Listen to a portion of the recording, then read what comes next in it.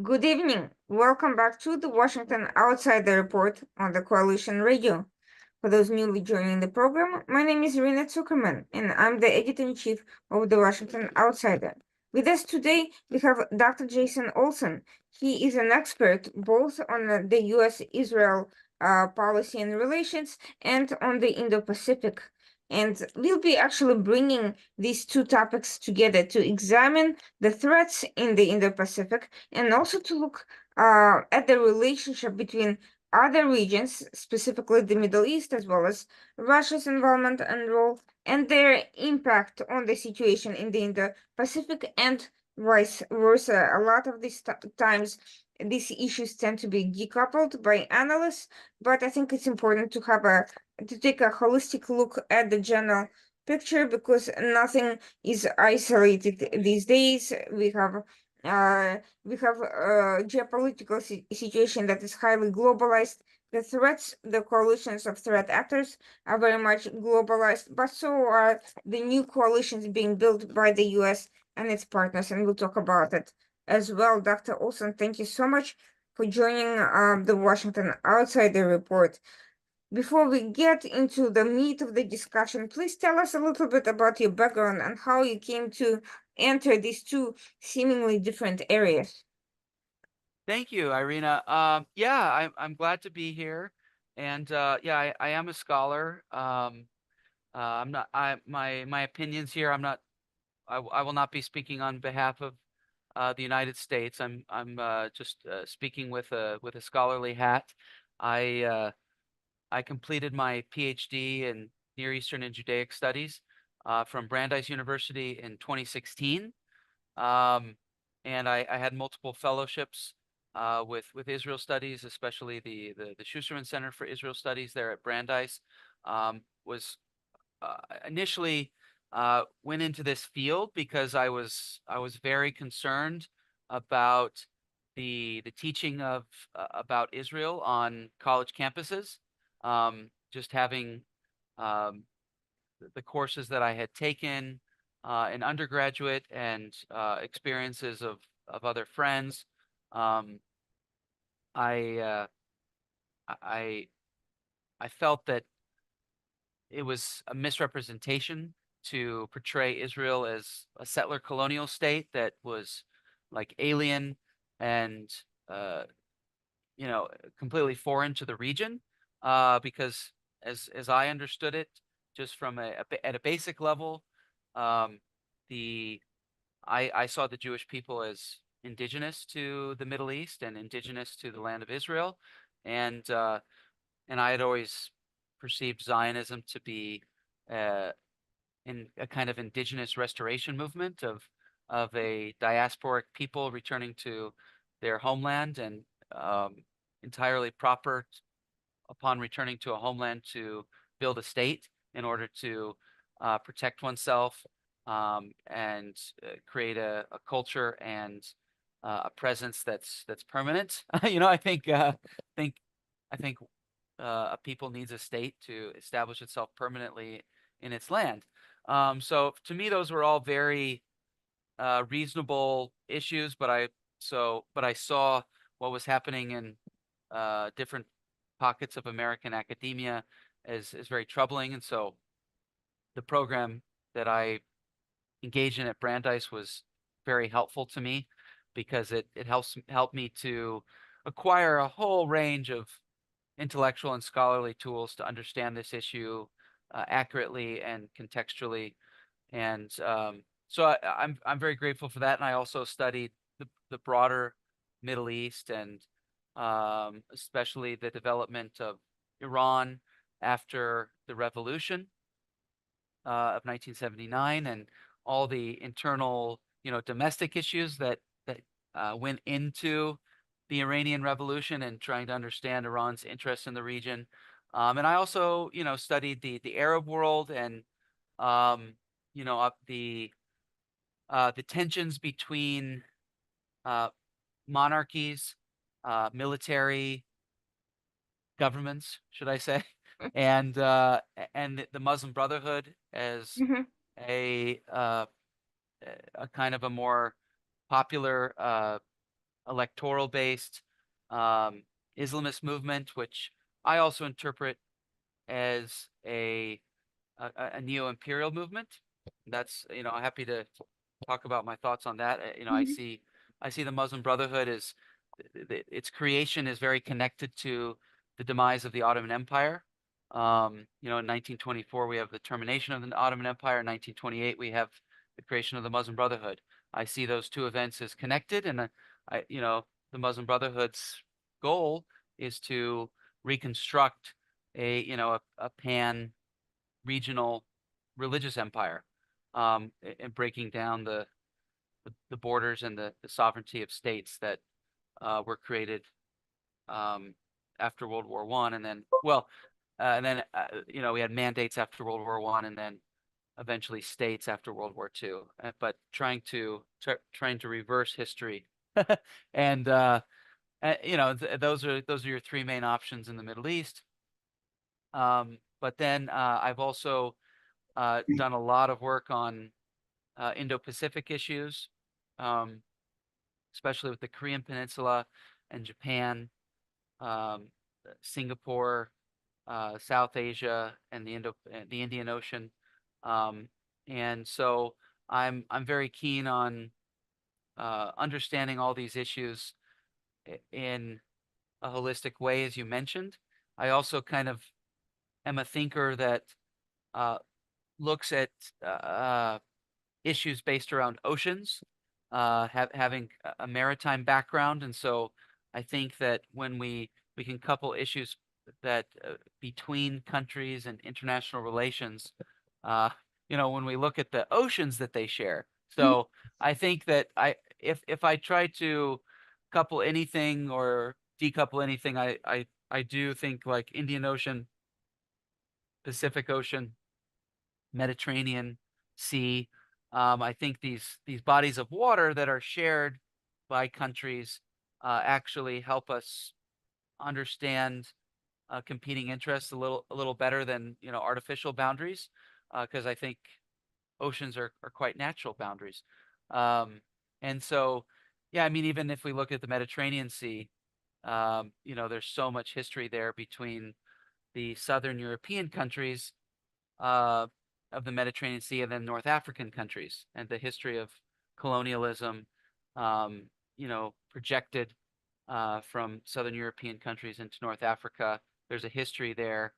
Of course, you know, a lot of anti-Israel thinkers have tried to apply that to Israel, but Israel has endured in a different way, than French colonies in Algeria or Italian colonies in Libya, etc. Right?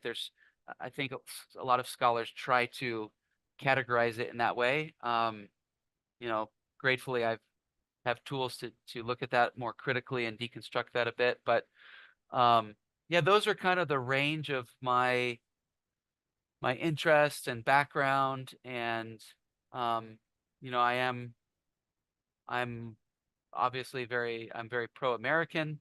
I what I do is to advance American interests. I do see the world as in a competition framework. Mhm. Um, and yeah, as a scholar, and from the things I've both experienced and studied, and the history that I know, I think the exercise of American power and the pursuit of American interests, I think is a good thing internationally.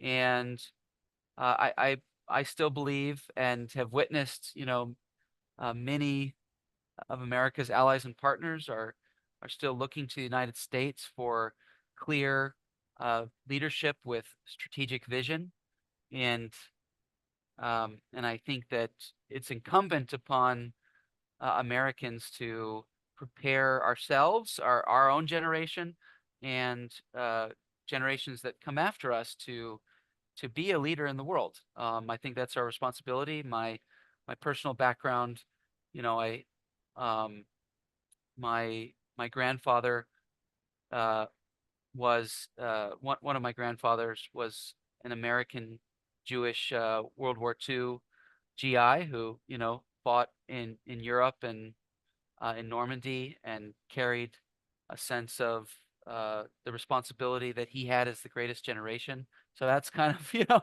always been in my mind, both in a genealogical way of this understanding that I got from my grandfather about the world and America's role and responsibility in the world. So yeah, I mean I think that was a lot to lay out, but I think those are kind of the basic underpinnings of where I'm coming from. So you actually mentioned something very interesting that brought a thought to me, and I'm curious what you think about it.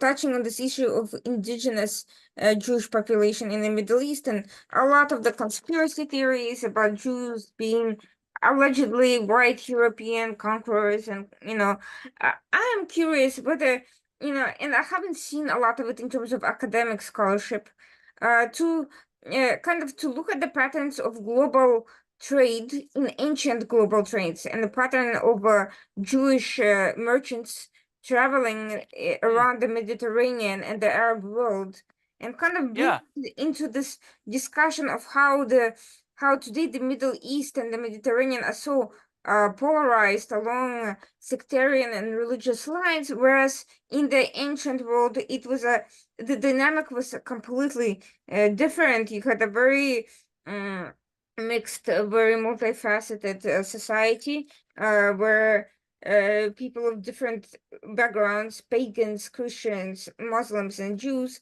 have traded, and there was no effort to isolate any particular group along this who is indigenous and who is not, because everyone was, they just lived there. And I kind of want to see whether there's a pattern. I feel like there's scholarship in there between looking at that globalization of that Mediterranean Middle East trade, and on the one hand, and on the other hand, the colonial movements that went on, and the different empires that have affected these trade patterns along the lines. And by empires, I don't just mean empires called empires because that's what they were, but also neo-colonialist governments and approaches that came in the 20th and 21st century. Is there a way to make that argument not only through the lens of purely focusing on the Jewish history in the Middle East as an isolated thing, but in terms of these maritime roots and interactions? Yeah, Irina, that's a fantastic question and issue. Um, yeah, I mean, I see the basic when you look at like the whole scope of history, you know, empires were a natural pattern of history. And I think, um, it is, scholarly interest in imperial narratives are important, but I think that there's also this bias filter because, um, you know, all civilizations and cultures have imperial impulses. There is kind of a certain scholarly bent that only the West can be uh, was ever guilty of imperialism, but it's not true. It's basic human nature for strong polities to develop empires, right? So, and it's also just a function of our bias to decouple civilizations from one another instead of looking at kind of a global human history. In the Middle East, right, we had you know series of empires. I mean, for our purposes, of course, um the Roman Empire in the first couple the first centuries of the Common Era was dominant, and the Roman Empire was a Mediterranean empire. It was based on Rome's uh, political, ideological, um, and religious structures. That that's an empire that dominated different parts, um, but I think folks want to they're in denial about uh, religious empire. You could empires have a metropole, of course, um, but there's a reticence to acknowledge the existence of religious empire.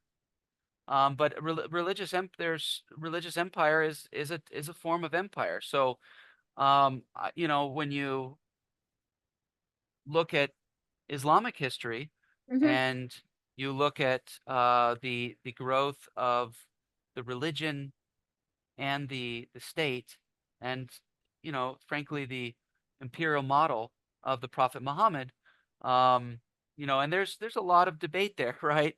Mm-hmm. There's this a lot of debate within the Islamic world about the nature of the state that the Prophet Muhammad created, and the Constitution of Medina, which is Mm-hmm. a document that envisions a more pluralistic um, uh, polity and more equal relations between Jews and Christians.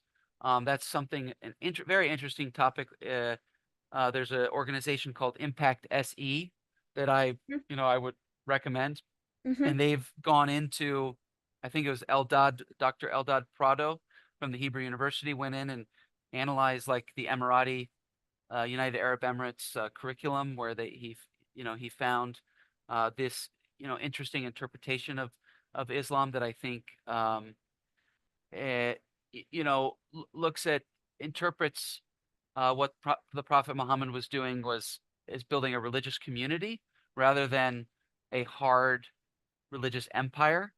Um, but and so there's debates about what Muhammad was actually doing, and then the caliphs who came after him, Mm-hmm.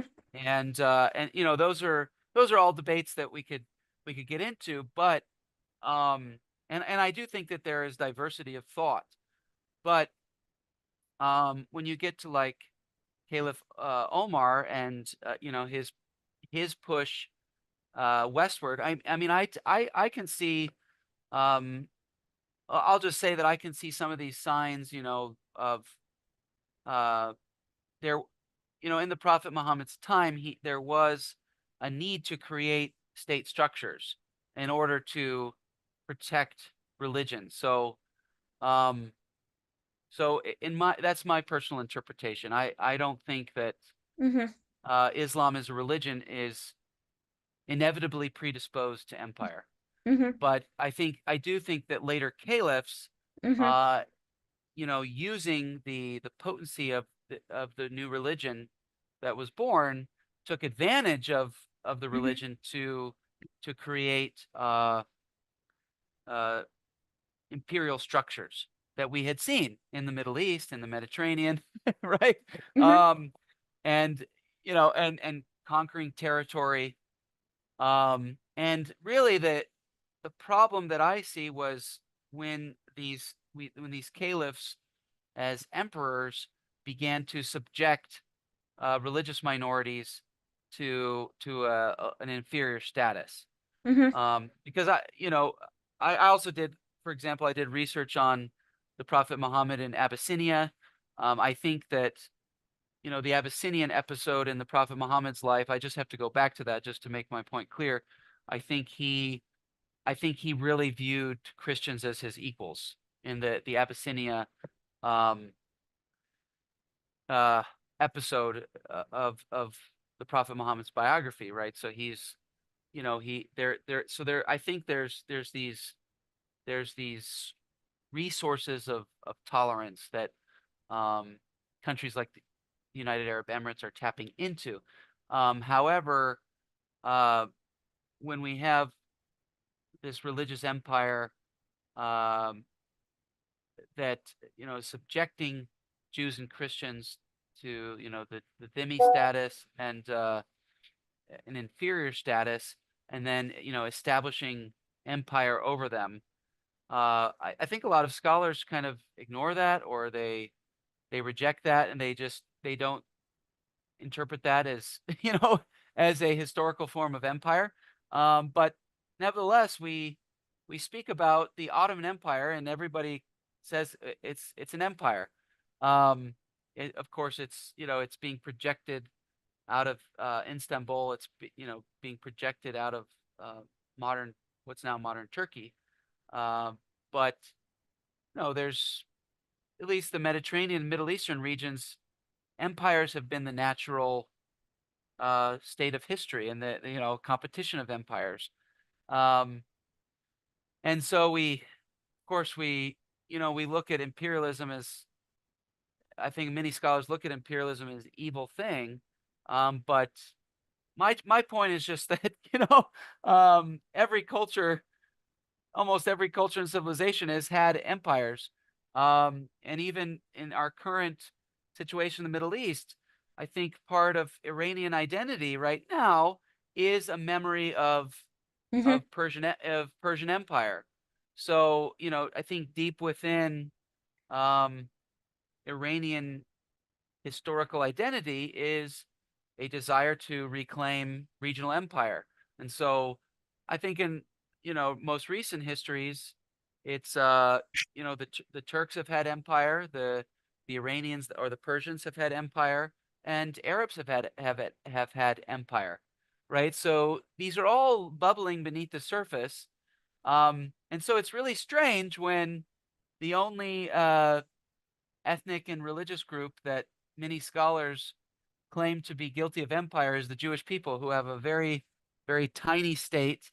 And there's debates about the West Bank, and there's arguments on both sides.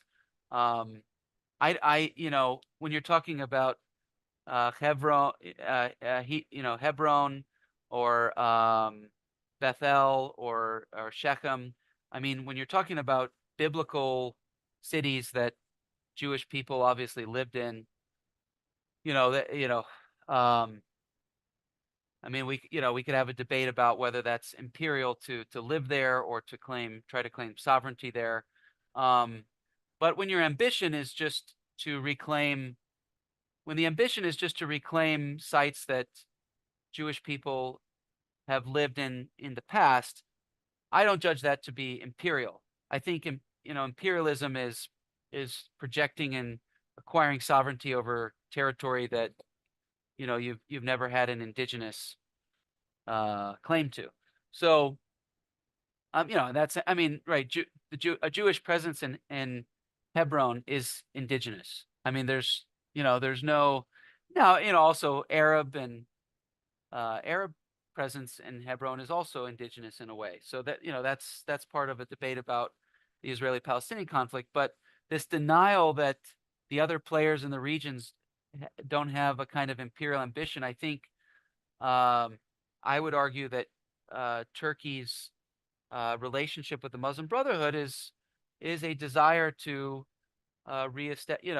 reestablish in new forms the Ottoman Empire that in the glory days of the of the system and stability. And so, a lot of the what I see with Erdogan's uh,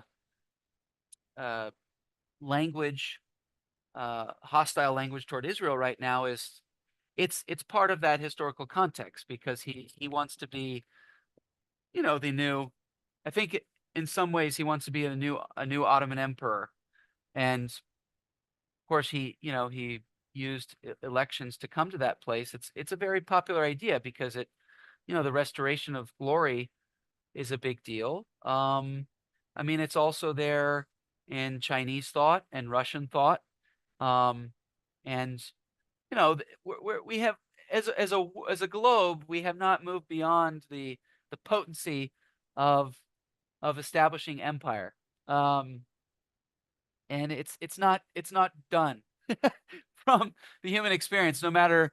So I think it's better if scholars just are no longer in denial, but Mm-hmm. they realize that this collective human tendency to establish empires and the competition and the forces at play.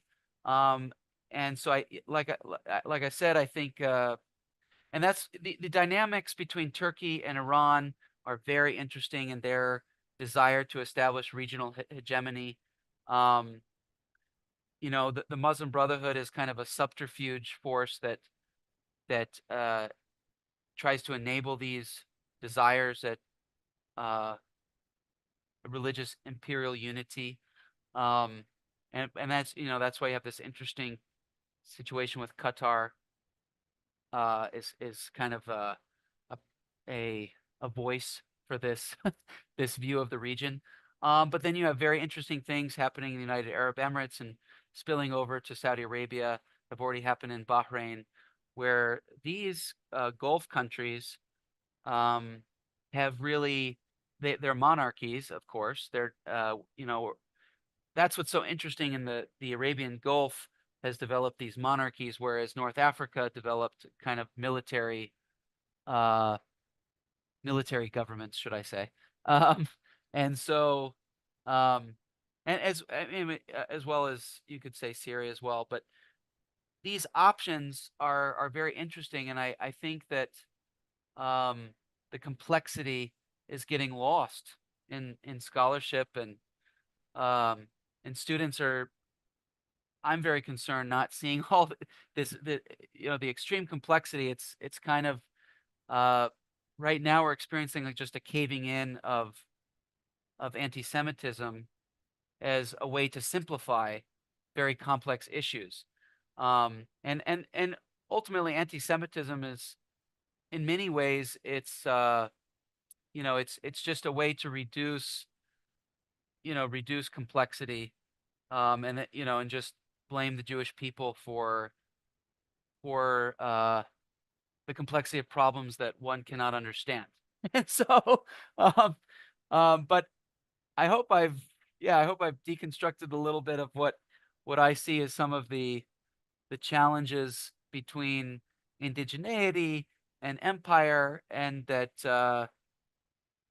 we need to look deeper beyond just the 21st and 20th centuries. There's much more beneath the surface, um, and uh, interesting identities that people, even imperial identities that bring a lot of national honor and that folks are trying to resurrect, I think, in the region. So this brings me to a sort of a philosophical and a little bit of a challenging question, but I think we need to address it if we want to be honest about, scholarship of these complex regions and this neo-imperialist thinking. And nation states are relatively, from a historical point of view, relatively new context. Basically, it's from 19th century onwards. Yeah, And most of them started out in Europe, not certainly not the Middle East. The Middle East is a construction of British and French and other political interests and division of countries along sometimes very bizarre lines that left yeah, address the question of sectarian and tribal identities. So we have this tension between yeah, imperialist identities for what they're worth, this attempt to create a modern nation state construct, and also traditional tribal and local identities that are in flux and in conflict with all these other constructions. And how, and I think it's a little bit difficult for the Middle Eastern and African societies that are struggling with these unresolved sectarian identities to choose a path towards one or the other. There's this conflict between imperialist past and this modern day nation state that was carved out by Western states and not by the people living there.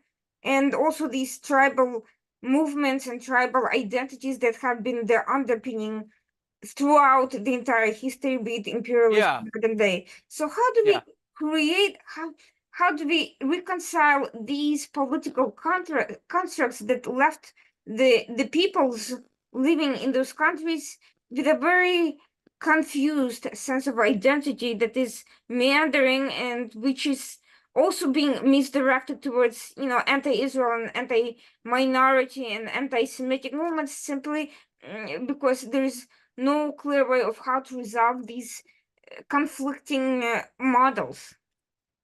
Yeah, no, Irina, you make a great point that there are still, yeah, tribal identities, sectarian, local identities.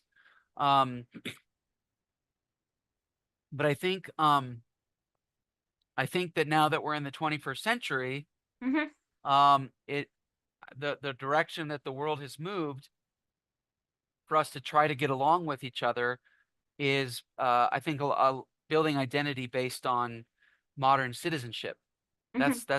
That's my view, because you could revert back to these intratribal conflicts and just endless conflict. But um, I think at least for the Middle East, but also for Africa, throughout throughout all of Africa, it's important to move forward to construct identities based on citizenship, and obviously mature states have a responsibility for that, um, and the rights of citizenship, but also the responsibilities of citizenship. And there are obviously different forms of governments that are maybe monarchies or democracies or military control. Um, but I see ultimately, if the direction of stability and peace and functionality and competence is building up a relationship between state and citizen. So on this point, right, I think we have a spectrum of thought, but um, you know, a lot of some scholars of the Middle East, uh, I think, interpret the lens of the region through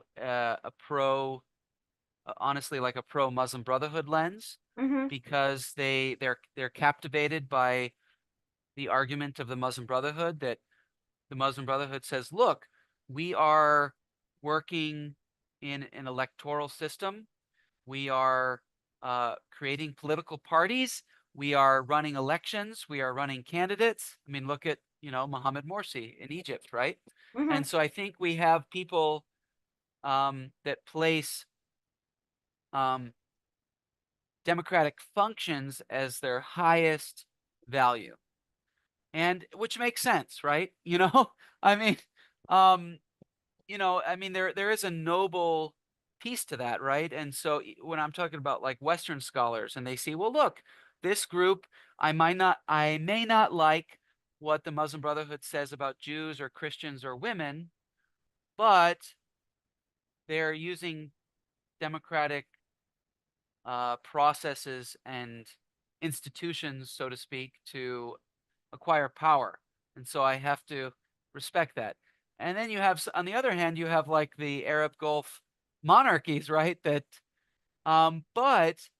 what's so interesting is that these Arab Gulf monarchies, I mean, and I do view the United Arab Emirates as the strategic visionary. They're also, they are constructing, from my point of view, they are constructing this very mature relationship between the state and the citizen. And they have a very intentional, educational process, identity that they're trying to develop in their citizens. Of course, the Emiratis have a whole lot of non-citizens, but I'm very interested in. I just think that before you get into the instability that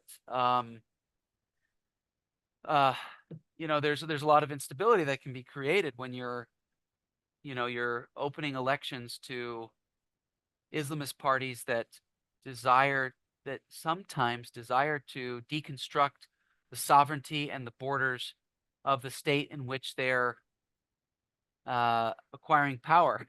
You know, because it's so paradoxical that and complicated, and that's why I think people try to ignore that strategy. But um, and I think I mean you could argue uh that there is an identity that the Muslim Brotherhood is also trying to create within the Sunni world.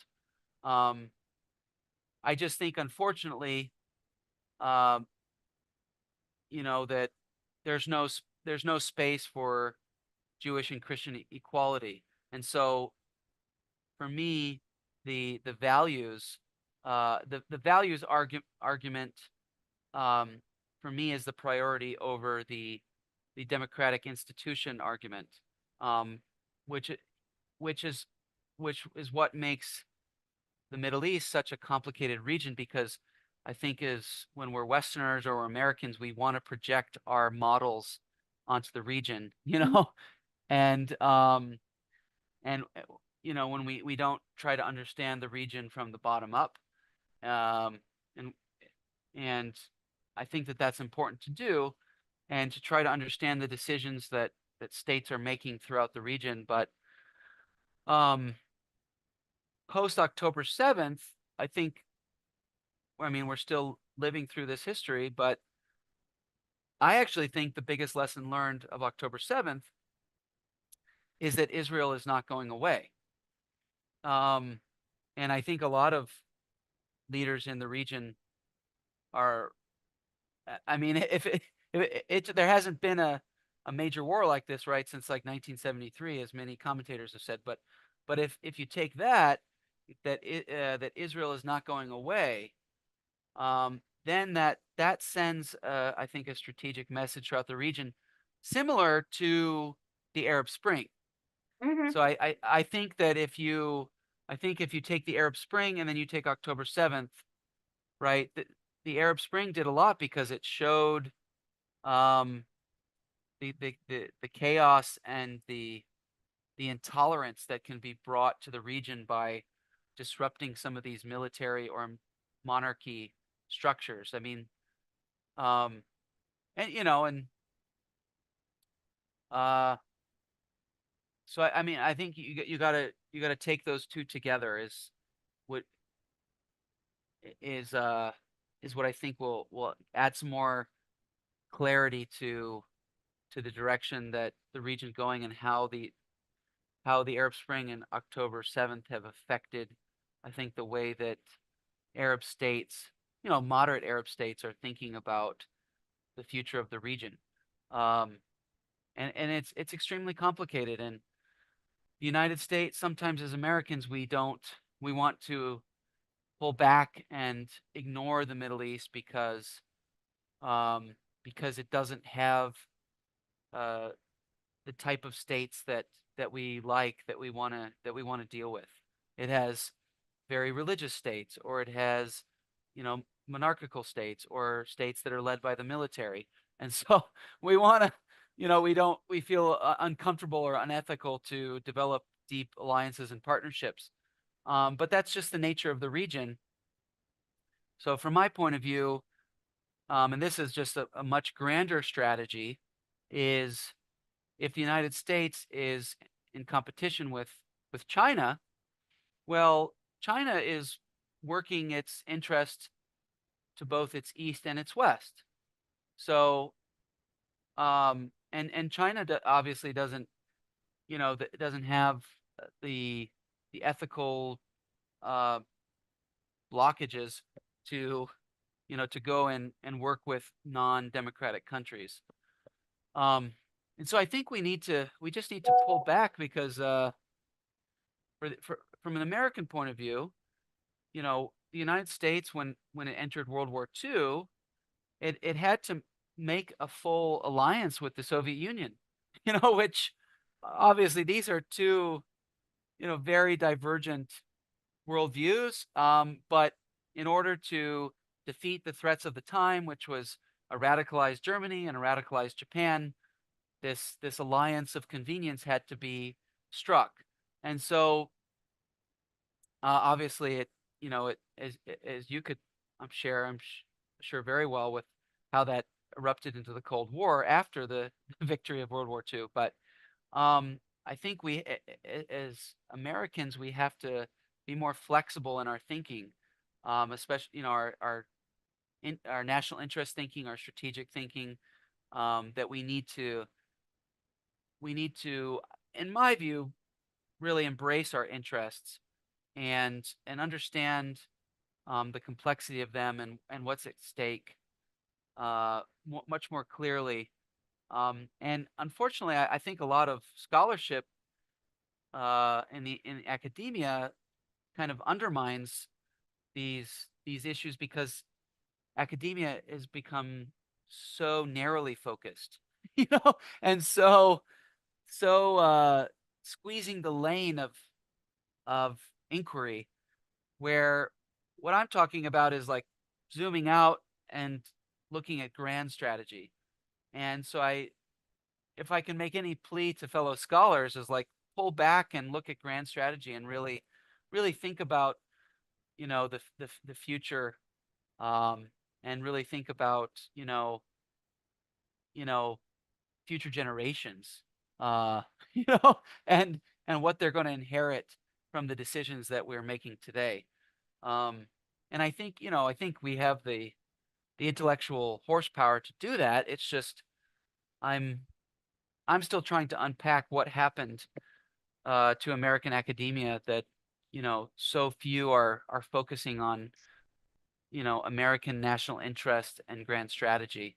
Um, but I mean, in my career, I've been kind of held to focus on this, which I'm grateful for because I think it's made me a lot more realistic thinker. That has a kind of a moral responsibility, but you know, uh, but this concept of alliances and bridges with more unsavory regimes that happen to have common interests, but in many cases common values.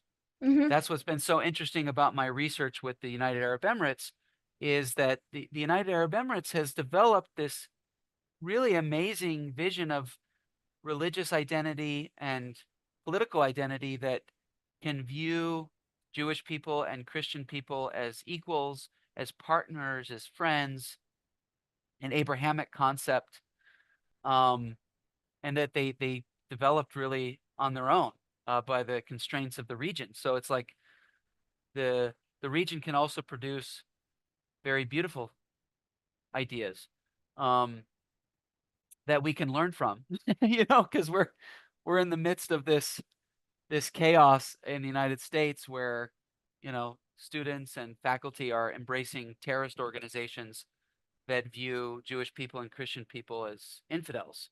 And how are we going to get along in the United States when we have these forces that are so dedicated to division and hatred? Um, when I think what we need is harmony. Um, so that was a lot as well, but I hope that made some sense. Absolutely. And I kind of want to explore one of the things you mentioned and kind of tie it back to our conversation, which is the issue. You mentioned Muslim Brotherhood and its empirical empire focused plans. Obviously, the vision of a pluralistic Middle East and pluralistic trade routes with the Indo-Pacific, with the rest of with the Mediterranean, Yeah, they're antithetical to this sort of a majoritarian kind of religious, conservative, even fundamentalist, and quite frankly distorted power-based yeah, approach. But one of the things people, and you mentioned the ties into the Ottoman Empire, which, by the way, unlike what the Brotherhood proposes, was at various points in time quite diverse and pluralistic within the yeah, boundaries of those times. And this is not the model that the Muslim Brotherhood espouses. They're not actually espousing the Ottoman Empire at the peak of its influence. They're describing a much more narrowly tailored model that I think only exists in their imagination, and that was never the model of the Middle East. Despite discrimination and different status, it was never even what I think the Muslim Brotherhood ideology today is much more extreme than it ever was at the peak of Muslim imperialism. So yeah. the question is, where how That's a good point. Yeah, reconcile with the more traditional views, even from those Middle Eastern polities that take pride in the achievements and military and political accomplishments at the time. How do we reconcile those contradictory models and this completely distorted view of history that the Muslim Brotherhood express, and starting, by the way, not so much with the ideology, but with the geographical boundaries of that Yeah. alleged vision, because we keep hearing the restoration of the Ottoman Empire, but this is not necessarily what the Brotherhood is looking for. And some of that, that talks about the entire Ummah, meaning the entire, all of the Muslim world, Yeah. which today is very different from what it was back in the day, considering the nation state um, vision, nation state modeling, and considering the spread of Muslim communities into non-Muslim states, but also Yeah. their role in politics of those non-Muslim states. What would it actually look like?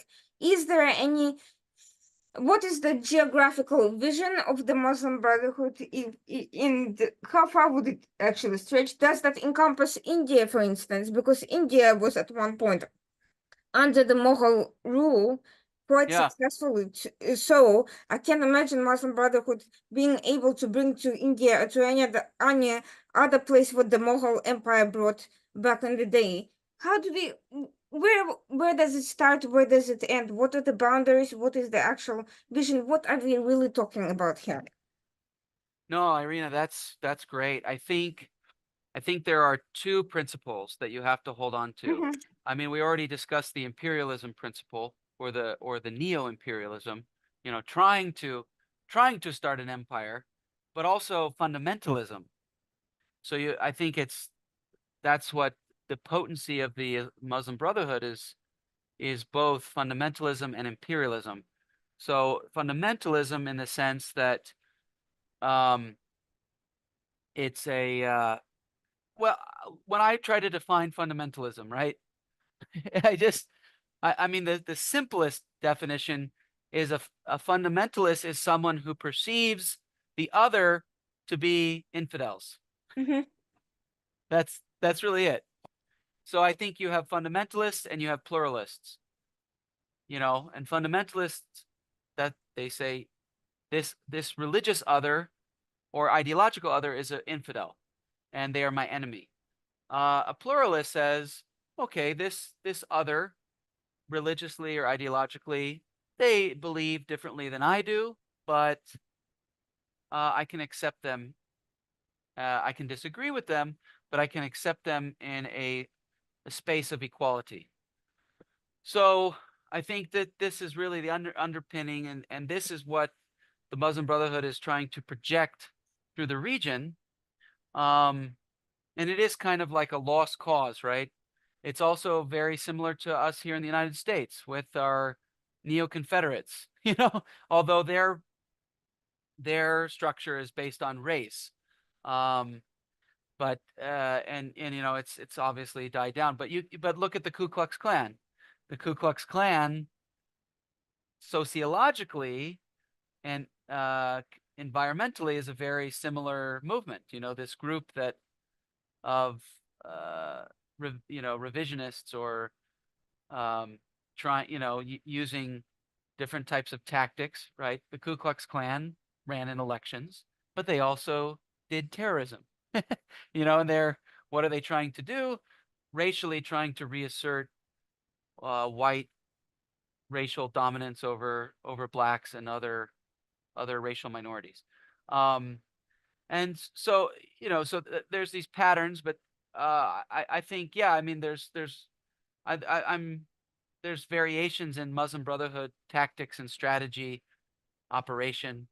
um do you use elections, do you use terrorism, do you use political violence, do you use propaganda, like Al Jazeera, for example. you know you you know we in the in the military world, there's the dime, right? The diplomacy, information, military, economic. And so there's different forms of warfare. And then, I mean, there's certainly interpretations of gathering once uh, lands that were once had the banner of religious empire, like you said, so you can extend. So, I mean, obviously, that's why Israel Palestine is so potent, right? Because it's that land that must be reclaimed for religious empire. If you have this notion of religious empire, you've got to, Israel Palestine is the greatest prize. And that's why when you zoom all the way out and you look at Hamas and you look at the Hamas charter and then you look at the Hamas actions, you actually realize that despite what everyone is saying, Hamas is this tiny, um, this tiny group in a tiny Gaza Strip, but its dreams are religious empire and domination. Mm-hmm. And then you're like, people can't understand that because they're like, how could such a small group in a small territory have such grand dreams? But they do because they believe that because Hamas is not a Palestinian movement. It's an offshoot. It states in its charter that it's an offshoot of the Muslim Brotherhood created after the fall of the Ottoman Empire. Hamas is a fundamentalist and imperial group, and even there's a Haaretz article that where journalists captured, probably through the IDF, captured Hamas's campaign plans and how Hamas had divided up different districts in Israel to be conquered. I mean, the whole purpose of October 7th was, I mean, it's not a secret. There are Hamas campaign plans that show the which Hamas families and factions were going to be given different portions of Israel to govern.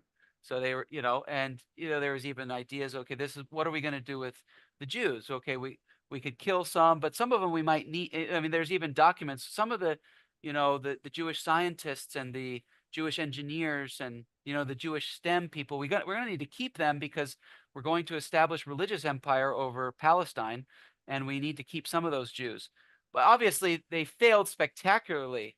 But it tells you what their dreams are, and but there's other forces in the region. That's why Hamas is getting funding and arms from Iran, and it's getting a lot of diplomatic support from Qatar, and it's getting other support from Turkey.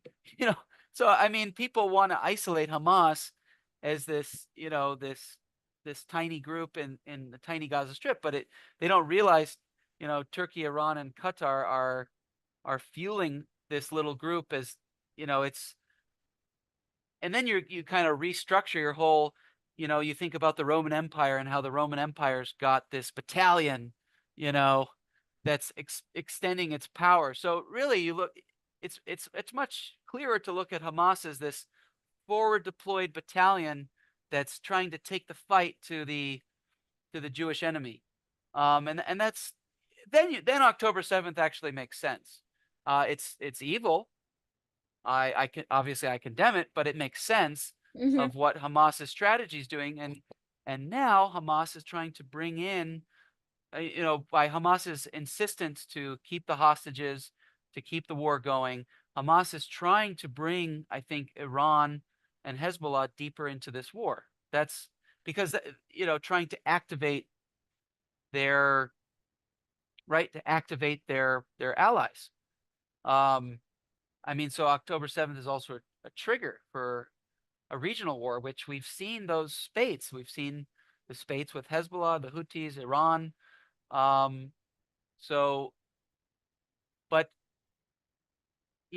because of the poor academics, the poor way we've been educating our people, and the localization of thought, that we've tried to reduce all this down and staying focused on Israel, Gaza Strip, Israel, Gaza Strip. But, I think the regional effects we can't deny. And we see, Mm-hmm. people can see clearly, okay, look, that triggered the Houthis disrupting global trade.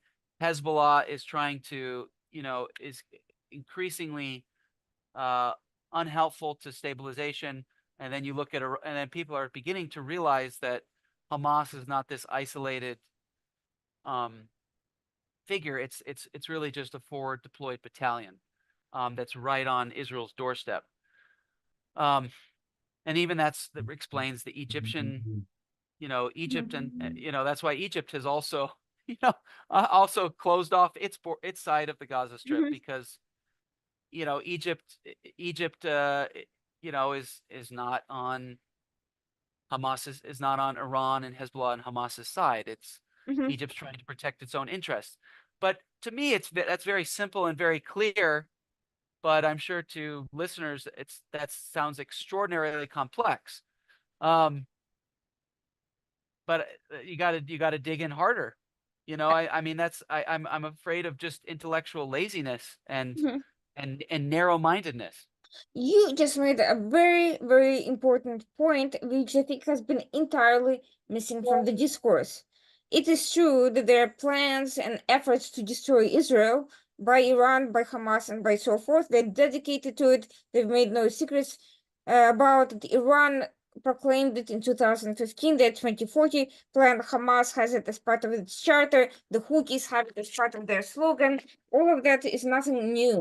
But what is Yeah, interesting is that it's not just about Israel. It's not just about destroying Israel. It's about much wider goals and dynamics beyond Israel. Israel is also an obstacle preventing all these forces, Brotherhood, Iran, Russia, and even to some extent Russia and China from entirely dominating the region because it's providing an alternative, a defense alternative at the core of the Abraham Accords, a political alternative, a trade alternative with much better technologies and products and cybersecurity and so forth. So, yes, the goal is, anti-Semitic, anti-Israel, ideological, but it is also much bigger because Israel is also an obstacle to this domination of the region, and from then on, from the globe, other parts of the globe by these forces in a much wider war. And October 7th could be seen as a trigger not only to eradication of Israel and its allies, but also this empirical emergence by these forces and their efforts to, basically flood the region and flood other areas with their forces. And Israel is just one part of that puzzle that everyone is currently focusing on and not looking at the long-term plans of all these entities. And we are seeing yeah, that the Houthis attacking global trade, yes, it is about pressuring Israel, but I think Houthis and Iran are perfectly aware that Israel is not going to just disappear because you attack global trade. They found other routes and other means of transportation, and nobody is going to, US is not going to break its relations with Israel over ships being attacked. That's just silly. I think the real story here yeah, that you are suggesting in your comments is that the Houthis and that whole thing is about disrupting global navigation and just like disrupting global trade as part of a bigger plan to disrupt global trade. It's not, Israel's just an excuse for that. I think it's a convenient excuse, but they are persisting even with Israel not being there. And it's not just about Israel, it's about that dynamic. And that's why Iran even attacked Indian ships in the Pacific, and India's had, major trade relations with Iran. This is not just about India's relations with Israel. It's also about India as India and bringing in this Middle Eastern element into the Indo-Pacific. And this is where kind of your background in the Middle East and Indo-Pacific converges. And this is what I want to ask you about. How do you okay, see these threats panning out? Because the US military plans had treated those two issues as distinct. They treated Iran and its Red Sea element as one thing, and Indo-Pacific threats were mostly focused on China with the Quad and I2U2 trade, economic pacts as a separate thing. Do you see that? Do you think it's a mistake to treat those two things as separate and the threats in those two regions as separate? And we are also seeing China move into the Red Sea as a result of all this. yeah. No, thank you, Irina. Yeah, I mean, China made a deal with the Houthis to, that the Houthis would not attack, Chinese flagged or vessels that are, so, um, which is a strange bedfellow, so to speak, right? That that China was able to broker something with the Houthis.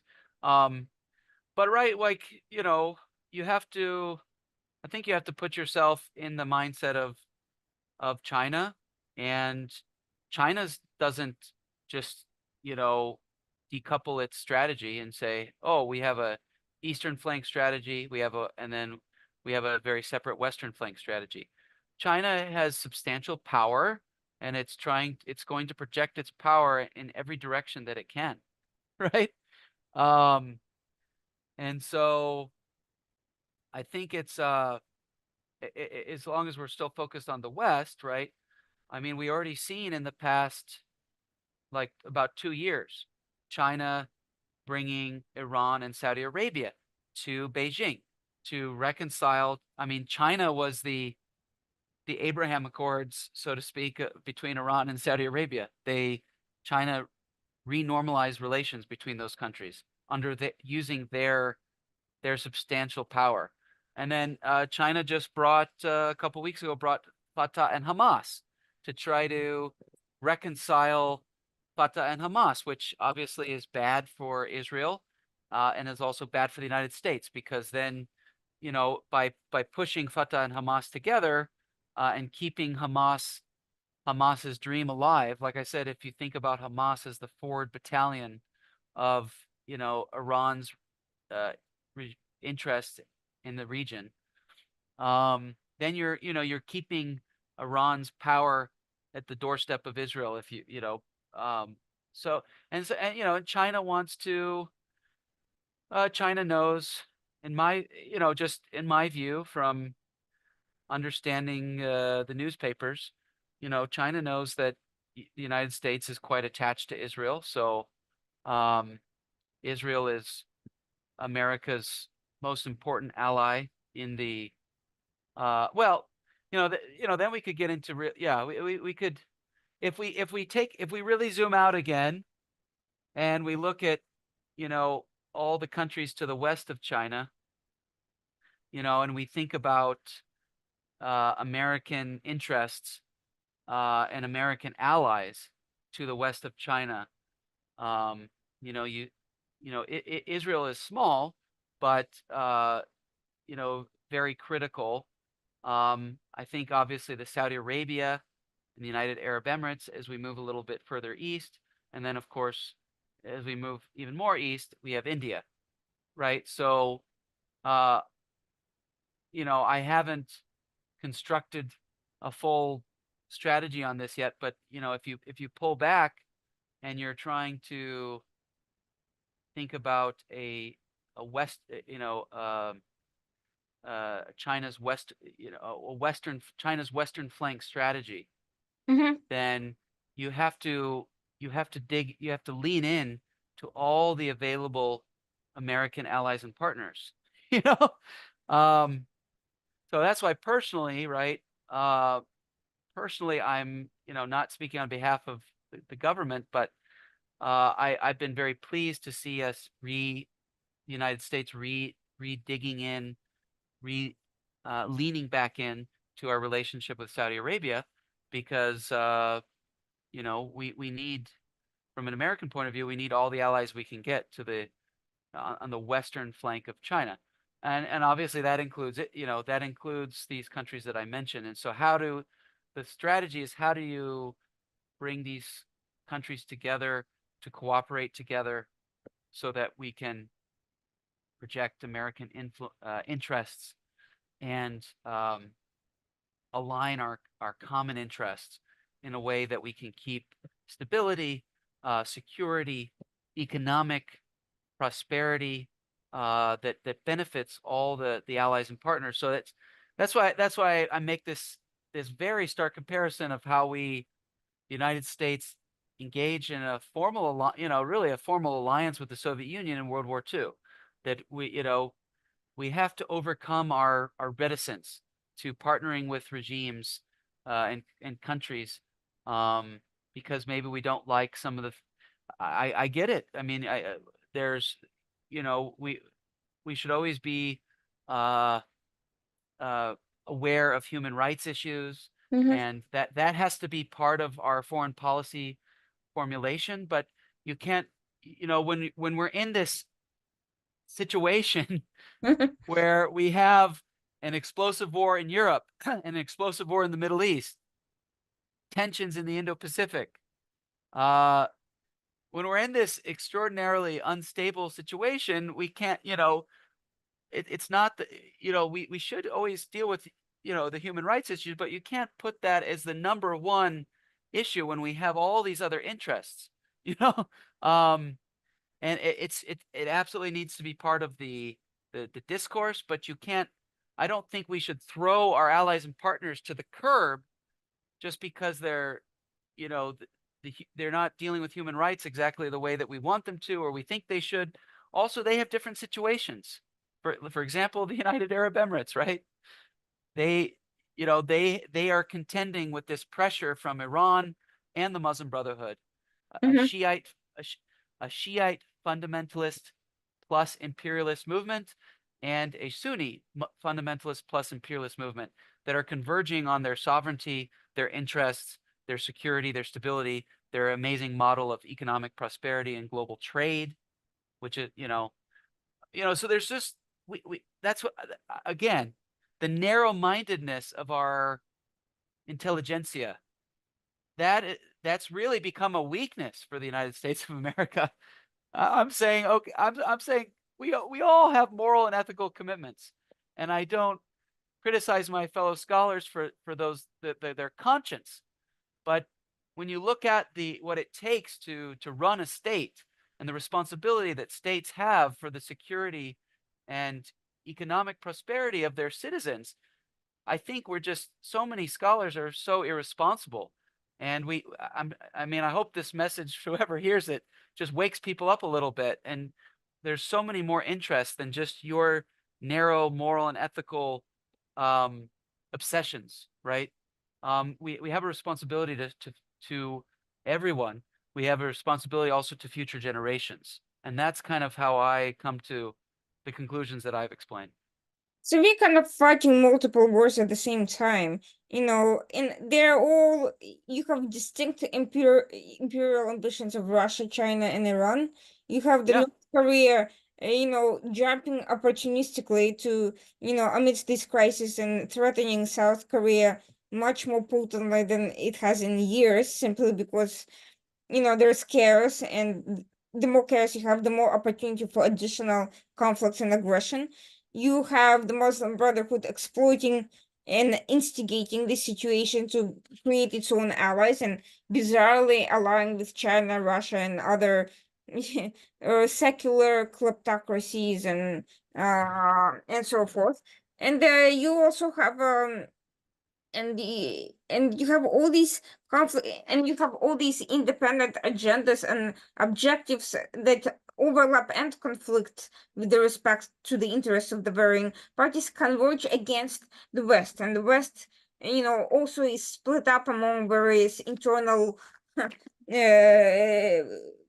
competitions, rivalries, in disagreements, and increasingly isolated from the non-Western countries based on these, ideological lines, which obviously, create opportunity for those other actors. So, how do we, you know, US has created a number of alliances and pacts China and Russia have the Shanghai Cooperation Organization, which has an increasingly militarized elements. There's BRICS, which is an economic union, which creates these unique sanctions, circumvention mechanisms, and trade opportunities that exclude the West. We have US has the Quad to try to address the Indo-Pacific issues. It has the I2U to bringing in India, UAE, and Israel together. But all of these Western pacts and defense alliances are being challenged. They're being challenged by a lack of concrete mission, concrete objectives. They're being Yeah. challenged by narrow focus, and they're being challenged also along political lines. UAE and Israel trade has plummeted since October 7th, and even frankly before. And how can US manage Yeah. these alliances and have them serve the multiple purpose of confronting these cross-regional threats. Because, we are seeing again some of the Middle Eastern threats spill into Yeah. the Pacific and vice versa. Yeah, that's such a great, complicated question. I only ask I, the easy ones. yeah. I think, I mean, what I've learned in my career, um, is, is that there is a morality in pursuing national interests that are focused on security and economy, Hmm. right? Again, it is a criticism to the state of academia, which I've gone through this system, um, to focus on other responsibilities of the state. Um, and I'm a very religious person. I try to be a very moral and ethical person. I believe I'm a human being of conscience. But I also, having served served with the state for so long, I we have to get to a point where we look at, okay, it is a moral responsibility to protect my citizens, right? Like I can't, if people want to kill my citizens, it's good. It's a moral good to protect them and to do what is Hmm. necessary in the security domain to protect them. And then also you say, okay, I'm responsible for the state. And you say, okay, I have small businesses that my citizens run to try to buy homes and feed their family and buy cars and have health care. Um, and I, I have a responsibility to protect the small businesses, but also the larger corporations of my citizens. It's part of the state contract, but there's something noble and moral about doing that for your citizens because you're under this contractual obligation. I worry that we've gotten this perfidious um, train of thought of really probably utopianism, you know, and so some people believe that okay, we're you know everything, and it's true. A lot of people on the right wing, on the far right in particular, talk about globalism and the globalists and all these things. Um, and there is a kind of there is a utopianism in a globalist mindset, Hmm. and I can really see where it comes from. Hmm. And so some people they what I've seen is they take their cue from the United Nations in different ways, which is actually I think is also there is a kind of an anti-democracy there Hmm. because you're not listening to your people, you're not listening to your citizens, your constituents, and and you're listening to what the international community says. Hmm. And there's different structures, right? But let's deconstruct this. This is very interesting, right? You've got the UN Security Council. Okay, Hmm. what are let's if the UN Security Council has its own interests and it's projecting its own interests, well, who sits on the UN Security Council? China and Russia. Hmm. So if you're going to go and you're going to be like, I'm going to take my cue from the UN Security Council, well, these are interests that are having China and Russia are part of that discussion. And then it's so interesting when you see UN Security Council resolutions come out because you've got, US and UK, France. I mean, they're kind of aligned. And then you got China and Russia and, going in to try to work something out to get something. And then you're like, oh, UN Security Council resolutions. That is my moral North Star. Well, but who's projecting their interest into those? China and Russia. So, you know what I mean? Like, take a step back, right? And then of course you have the General Assembly, and you're like, okay, I'm going to take my strategic and moral cue from the General Assembly, and I'm going to see what the international community decides, and that's where I'm going to get my cue.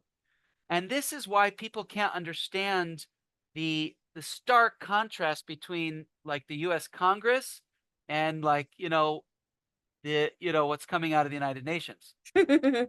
And then people develop conspiracy theories, and they say, oh, it's because the Jews control Congress, and it's APAC, and you saw Cory Bush, and I'm saying this as a scholar, not as a politician, but Cory Bush is she you know she's just I mean, that's an anti-Semitic moment because she Mhm. sees APAC as this enemy. And okay, she's good, but it's not APAC. It's just look at Congress. People are getting elected from all over the country. The American people are Americans, Mhm. and they want to be safe. They want to have security. They want their small businesses and their large corporations to prosper. And so they vote for people that are going to do that.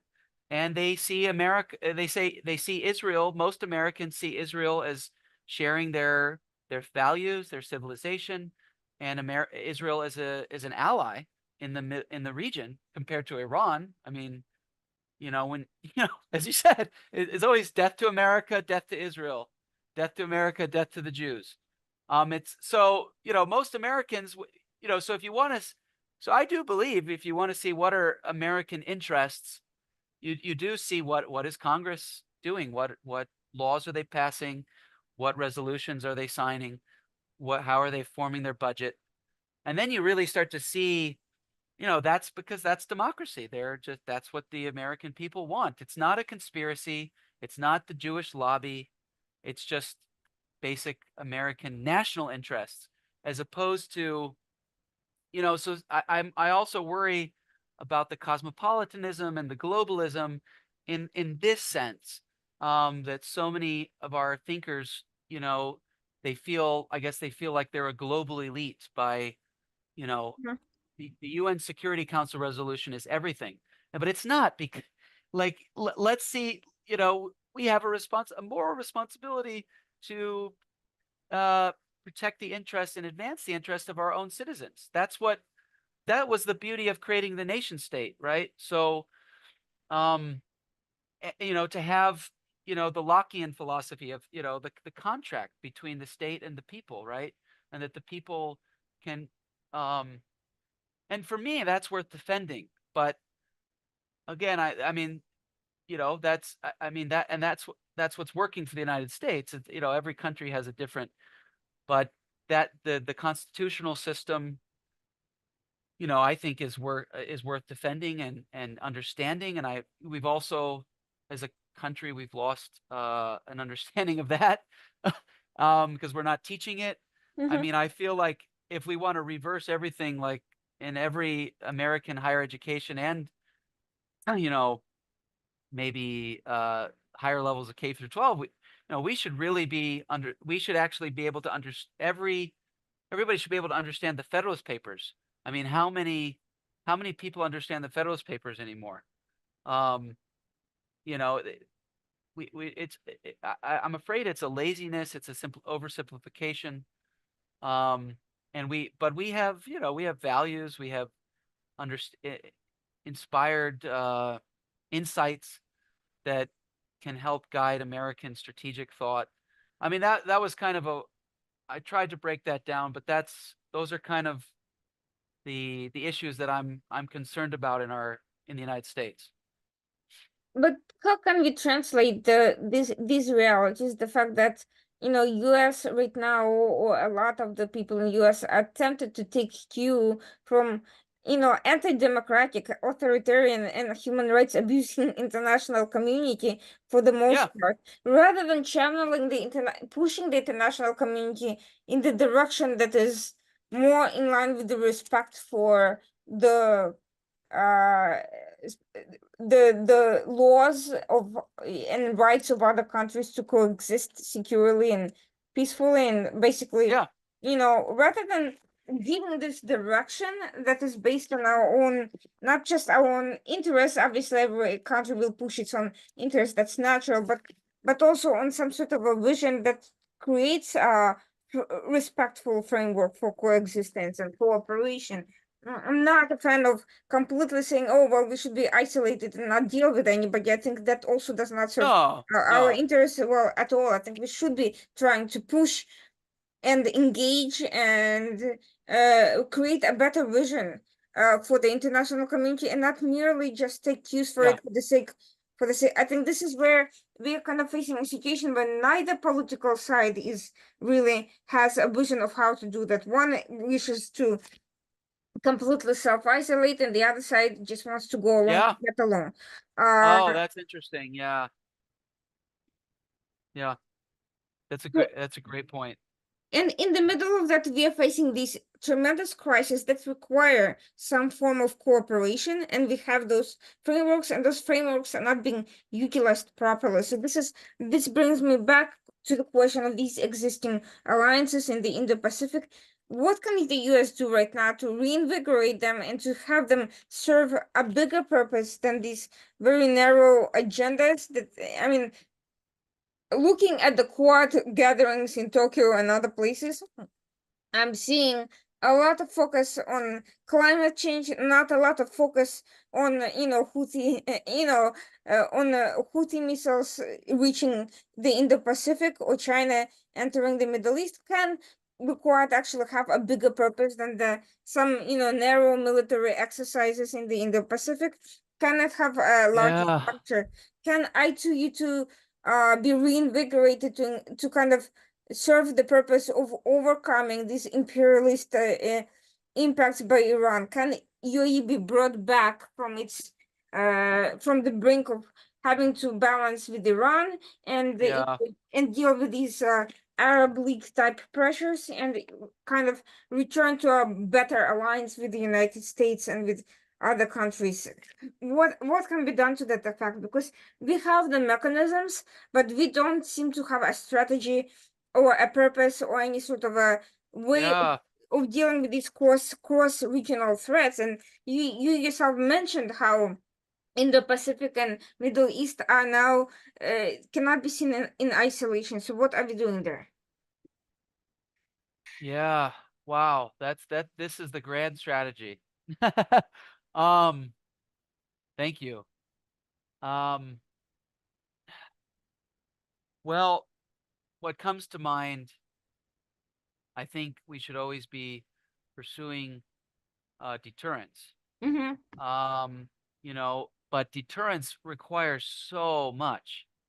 Right? It's the basic definition of deterrence is both the combination of the capability to fight Mm-hmm. and also the will to fight, right? Um, and so when you look at defense industrial base, right, as a category, that's building the capability to fight, right? Advanced technologies, um, you know, weapons, arms. But then this will to fight. This is this is where uh the component of deterrence that um obviously has been undermined. And that's a collective problem. That's not something that I hold a particular political party or a Mm-hmm. politician accountable or anything. I mean, this is a collective national problem, at least for the United States. I mean, I think that that's what's interesting when we look at Ukraine and we look at Israel right now. Obviously, Ukraine and Israel are both fighting wars. Ukraine's fighting a war against Russia, Israel's fighting a war against Iran and its proxies. Um, and um, but uh, people have been in different ways. People have been impressed. Americans, I think, have been impressed by the fighting spirit or the fighting will of Israelis and Ukrainians, right? I mean, as we're witnessing on the battlefield and trying to take those lessons learned, right? You had so many people, um, you know, uh, just how surprised they were at the Ukrainian resilience. Um, and it's the flood of international support coming into Ukraine. Been very interesting to watch that, and arms as well, right? And then, but with Israel, right? I think many American many Americans have been impressed by Israel's fighting spirit, that understand clearly and that are not clouded by really just by anti-Semitism. I mean, that's what's so amazing, is just anti-Semitism. When you compare the fighting spirit of Ukraine and Israel, you add in this variable of anti-Semitism that beclouds kind of what we're learning from Israel. But somebody that is, I'm sure you followed, is that's very interesting here is John Spencer at West Point, right? Who's Mhm. become famous. But I think John Spencer is really, he's really probably the most important voice, American voice, who's looking, okay, what can we learn as Americans from the fighting spirit of the Israelis, who will not back down, who are facing an existential threat every day. Also, Ukraine is facing an existential threat in the terms of, my state could be destroyed. My state could cease to exist. What do I do to fight to keep my state alive, to keep my contract, my responsibility to my citizens?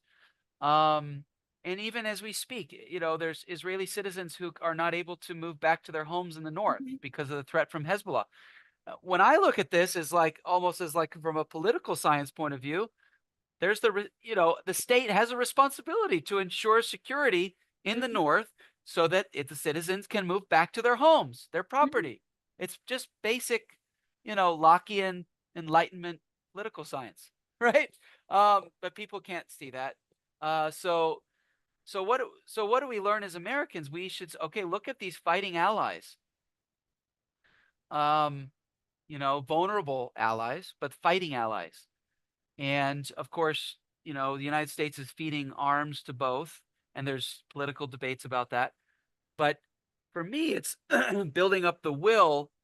Um, I hope we don't have to face a World War II situation that my grandfather faced, right? But I'm afraid that I'm colored and biased by, the intergenerational transmission Mhm. that I received from my grandfather, who was facing a world of a radicalized Nazi threat, an ultranationalist imperial Japanese threat, and that brought the United States into this world war. Um, but I am of the opinion that you cannot deter unless you are capable and willing to Mhm. have absolute victory in war. Do you think we have that sense? Because right now I'm not seeing anything. I'm not seeing it in the Indo-Pacific. I don't see a clear definition of objectives regarding China's role. With Ukraine, Ukraine has a clear objective, but the United States has not articulated what victory in Ukraine would look like and what our objective in Oh, Ukraine is. With Israel, there's also not a clear objective. I mean, we supposedly committed to support the destruction of Hamas, but that has meandered over time, and now we're in pushing towards a ceasefire deal with Hamas, and we're giving Hamas legitimacy for the hostages after a problem Hamas has created. And now we are kind of legitimizing them through these negotiations. Of course, the yeah, hostages should be released, but it shouldn't be in the process of equal diplomacy that gives Hamas the status of a legitimate state player, no more so than negotiating a hostage deal with Russia between civilian journalists and other and opposition members and spies and terrorists is an equal exchange. I mean, it's just yeah, legitimizing completely illegal and unethical behavior. So interesting. how can we have a deterrence if we have no clear framework for what it is we're trying to accomplish? Because to me, I don't know what US is trying to accomplish. I don't know what the US is trying to accomplish with Iran. Do they think Iran will just naturally, pull back and just revert to some sort of economic negotiations with the US? I'm not sure. I'm not seeing it, and I'm not seeing it. What we are doing with their allies, really? What are we trying to accomplish with them? No, this is a great. I think your question is, defining victory, right? And it's the relationship between victory and deterrence, right? Um, What does our victory yeah, look like in the Pacific? What do we want to see? If the vision is to not let China attack Taiwan, this is kind of defining it in the negative. And then we will never have an answer because there will always be a threat that China under CCP and maybe even without it will continue viewing Taiwan as its own territory unless we give Taiwan equal international legitimacy to China, which we have not. It's a yeah, completely empty talking point. What is our goal yeah, with Russia? What do we want to happen with Russia? What is our goal with the Middle East? What do we actually want to see happen? Do we want an illegitimate Islamic Republic which came to power by means of a violent revolution have the sort of integration in the Middle East by while continuing to stay legitimate? Can such a strategy of pushing the Arab states to normalize Iran with Iran coexist with our effort to integrate Israel with the Arab world? Because to me it seems to be completely contradictory. And yeah, how can we utilize our alliances if we have these ambiguous goals or no goals at all and no clear objective? What is it that we are actually pursuing and what do we want to see pursued? yeah. No, yeah. I think, um, I mean, there's different planes. I think the United States is in a plane of deterrence. Mm-hmm, Ukraine and Israel are U.S. allies that are fighting for in wars of survival. mm-hmm, You know, um, and there is a comparison there, right? I think Ukraine, from my what I can see, Ukraine is fighting a war for survival in the sense of it's willing just to strategically continue to exist. Um, Israel seems to be fighting a war for victory. Um, and personally, I think that Israel's a war for victory could, if victory is the policy end state, um, that's something I think that I personally think would be in the United States' interest because, um, and it's just my personal view that uh, Israel as a Israel has a possibility to become a regional hegemon in the sense that it could come away out of this war as clearly the most dominant power in the region. And in my view, that benefits U.S. interests because then mm-hmm, you can suppress Iran's power. mm-hmm, Um, I mean, obviously, there's always going to be factions that are wanting to resurrect that power, but um, in my view, I think that um, it's there's a cusp, and it could be another. Why spark a regional war?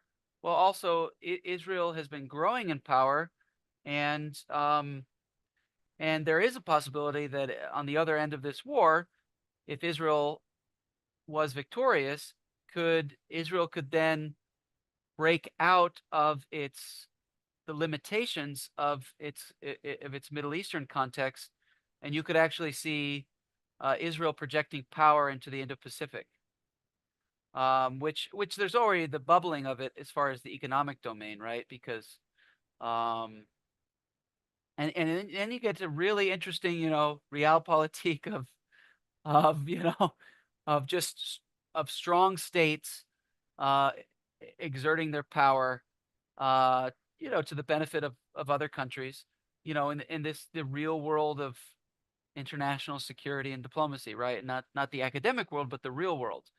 Um, And so that's a possibility. I mean, otherwise we continue to go in this vicious cycle that you know um, with no end in sight. But I think I think like you've talked about the I2U2, the relationship with India. Um, if Israel, that, but also that it requires U.S. Israel cooperation, right? And Mm-hmm. I mean, but I think that could be something that if Israel could take more responsibility, I think along with what's the confluence with Saudi Arabia, if that was strategized correctly, you could have these American allies and partners working together, working with the United States, and then all kind of overcoming Iran and then projecting power into the Indo-Pacific, which I think is an end state that I think that we all want, because then we create, even though we continue to endure competition, we we're able to maintain stability, though, and we're able to maintain constraints. We're able to maintain deterrence, which is good for everybody, because you know when you think about it, yeah, all states want, you know have an obligation to provide security and economic prosperity and stability to their, or the conditions at least, to their citizens. So um yeah, I mean that's kind of at least a near term, like, strategic possibility that I could see. It seems kind of far fetched because Israel's so small, but Mm-hmm. um, it obviously could punch above its weight. I mean, at this very moment, we will see if the conditions of deterrence have actually been placed on Iran. But I mean, so hopefully there are good signs that. Uh, I mean, I'm concerned about Hezbollah, of course. That's still large. Hezbollah is still largely intact. But you know, not you don't no you don't have to fight wars, right? Um, but you have to have a strategy of deterrence Mm-hmm. so that you keep, your enemy could continue to exist. You don't have to, this is a again, going back, this is a fundamentalist way of thinking. Oh, I have an enemy, I have to destroy my enemy. No, you don't have to destroy your enemy. You just have to deter your enemy. You know? Um, and that requires constant vigilance, right? And incredible investment and will. And that's really it. It's just but the problem more is the lack of clarity about enemy, and right. So on the one hand, we have a world of fundamentalists who want to destroy their enemy, exterminate them. On the other hand, we have this world that there's so much ambiguity that people don't even know who their enemies are. So if you don't know who your enemy are, you can't construct a strategy and the necessary investments to deter them in the first place. And then in the United States case, right, we are just can just let our enemies in, or we let our enemies' ideas in. We also have freedom of thought, freedom of ideas. And so we absolutely should understand and debate our enemies, but then and their ideologies, but we also, like, could let we have to be vigilant, not that we don't let our enemies' interests, you know, um, that's always the concern. And so those are things that's why I'm actually mostly worried about our academic system. Mm-hmm. I think we have a robust debates in our media, right? But I'm actually more concerned about our academic system, that we've let our enemies' interests befuddle and Mm-hmm. create ambiguity about where we are. So I actually think we need to strengthen the will of our people by really helping the American people understand our interests in a way. I've tried to describe how there's a moral goodness there, and a responsibility there, which I think if people could, take a step back, um, and the bond that we have as human beings, it's I mean, I've thought about like what is American nationalism, and it's because of because of our academic elites, that's nationalism has got it become such a dirty word. But I've actually concluded that American nationalism is human nationalism. There really is there is no particular racial or religious or national origin identity that binds Americans. What I think there's this a beautiful idea, which I actually saw from my grandfather's generation, right?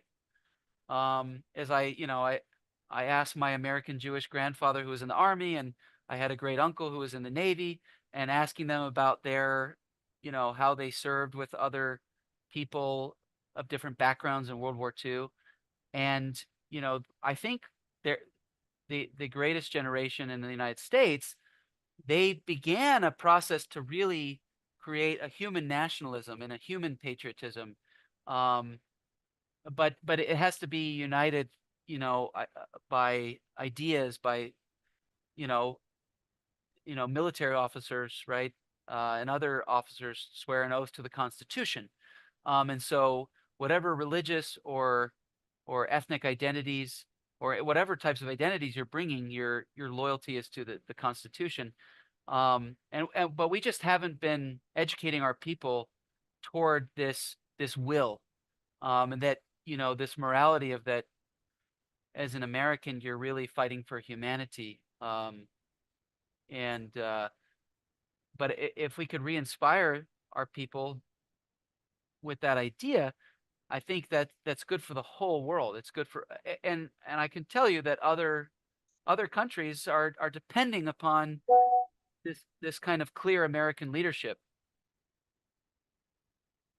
So, speaking of American leadership, is it this deterrence-oriented policy that has kept Russia from being a bigger player in the Pacific, or are there other factors? Why, Oh, we are seeing, China, we are seeing Iran even reach out to it. We are seeing, North Korea causing problems, but but Russia seems to have focused on other theaters of war much more extensively. Is it just the shortage of reach? Are they afraid of the US? What's the problem? Why aren't they more active there? yeah. No, that's a great point. I think the advancement of U.S., South Korea, Japan Mm-hmm. trilateral partnership, the Camp David summit, that has been, I think, all of that convergence has been a great um, deterrent, and I endorse it. I applaud it. I same situations that you deal with domestic populations, right? Um, South Korea and Japan also deal with the nearsightedness of their domestic populations and understanding the greater strategic needs. But there has been some overcoming, so I feel, gratitude to South Korea and Japanese governments for, you know, being forward thinking, putting the long range strategic needs of their citizens on the table. It's just very difficult to sometimes explain these things to and educate your own citizens. Mm-hmm. So I've seen that play out, there's uh but that's a powerful partnership, right? I mean, top, world class economies, with world class military potential, being able to deliver security and prosperity. And these are good things, right? That's what in the development of my thinking from like a pure academic to a leader is to to realize if you can deliver peace and prosperity to your people, that is a moral good, and it should be sought for, um, and so I think that I'm grateful for the far-reaching effects which I think have kept Northeast Asia quite stable at the moment, and we should continue the deterrence there. it requires constant vigilance by states and their populations, of course. So interesting. I think China has been trying to advance its interest in the Middle East and elsewhere by basically flooding the markets with the cheaper weapons and not being concerned about human rights and so forth. Saudi Arabia has been buying a lot of Chinese-made weapons, and they've been building drone factories and so forth. Can South Korea, which is, somewhere between, on the one hand, it's a democratic state that, with a growing defense industry, Korea, which is, somewhere between, on the one hand, it's a democratic state that, with a growing defense industry, on the other hand, it doesn't have some of the political obsessions that the US tends to be. Can they kind of, become this rival industry to China's exportations into the Middle East? Do you think, or do you think the Oh, scale is just not the same? no, I think these are all possibilities. Um, yeah, I don't know so much about the Middle East. Yeah, that's a whole separate question of global global arms trade and global defense industry cooperation. Um, I think that's a very interesting question. Um, you know, I mean, ultimately, we all want harmony, and so, I mean, the trend, both the economic and security trends, have been what I could say very generally is a decoupling from a dependence or on China in particular, a decoupling and diversification, um, which I think that's healthy. Also, in the sense that it helps other countries um, more on the periphery to develop as well, right? There's a whole an ASEAN centrality and you know uh, supporting uh, the the economic and security development of ASEAN that very wealthy countries like South Korea and Japan, in their Indo-Pacific strategies, they're very keen on that, and I think that that's very welcome. And I think building up robust economic and security power, uh, kind of decoupled from China, is a good thing for all these countries and also a good thing for China, because ultimately, I think it's in our interest for China to play by the rules that everybody else is playing by. And Mm. how do you get China to play by the rules that everybody else is playing by? Well, it requires hard power. Mhm. So, I mean, that's why we have to start. We got to really educate our people on these issues, the American people.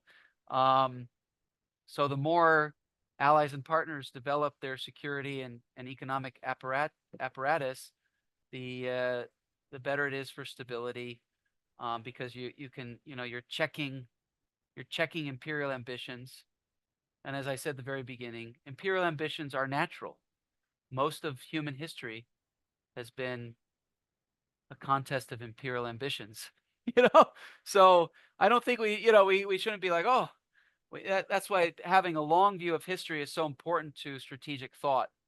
Um, so I think that I mean, those are just very general trends that um, I think are welcome developments that have to continue to have vigilance. And that's just one thing in general that I think sometimes people want to just uh, let international affairs play out. I'm a big advocate for, you know, I would say American leadership. Um, there's, I guess, like intervention is like an ugly word, but, um, but I think, there's always when there's no American leadership in a space, then the space, it gets ceded to more nefarious actors, right? So, um, but that's just a general. I hope that that's kind of vague, but I hope that that is helpful to you. Oh yeah, I mean, well, actually, speaking of checking imperial ambitions, there is a reason why Russia, China, and Iran have that in common. They're both larger countries with very mixed populations, often acquired by annexation Yeah. and force. Would it be better from the US strategic point of view if these countries ended up being somehow broken up?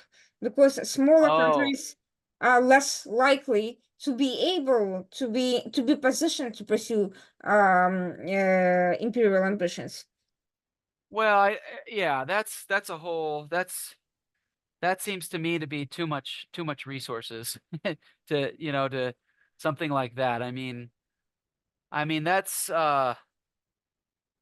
yeah, the exercise of American power from what I've witnessed is very unique in world history. You have the, Edward Said and what, unfortunately I think Edward Said just like misunderstood Mm-hmm, the uniqueness or the exceptionalism of American power.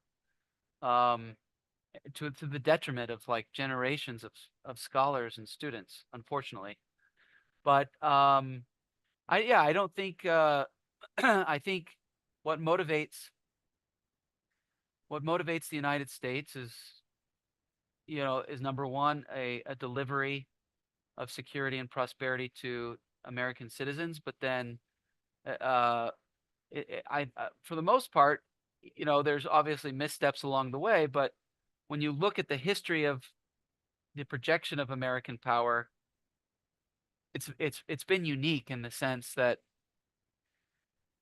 uh there is a concept that I think acknowledging and respecting the sovereignty of allies and partners ultimately benefits the United States because uh, it is the free market vision of the United States.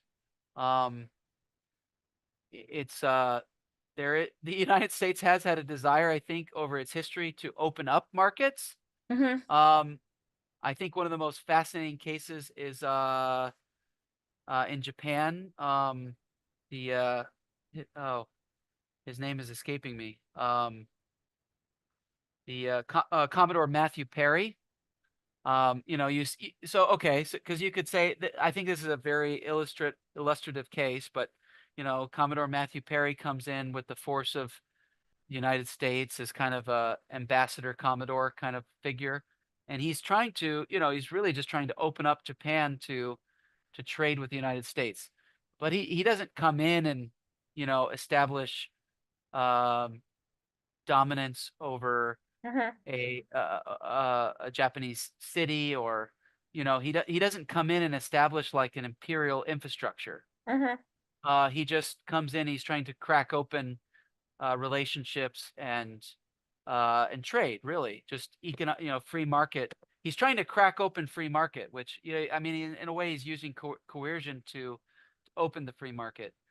But that's just part of of general American interests, right? So, but you don't have any across the globe. You don't have like these old imperial, American imperial structures. I mean, people will criticize the U.S. military bases in that way, but U.S. military bases are. I think that's a separate. That's really just a military to military relationship. mm-hmm, It's because if you go to Singapore and you go to like the Raffles House, so you can, or you go to Bombay or something, you've got these remnants of the British imperial infrastructure. The United States doesn't build those kind of civil administration things. Um, so I think just my point of that is that's, I mean, I think that American interests in dealing with the world are going to continue to go along this trajectory. Uh, some rare groups really hate it, especially that, groups even within the United States. But what I've learned is that most countries really welcome. American power because they know what the end state of the alternatives looks like.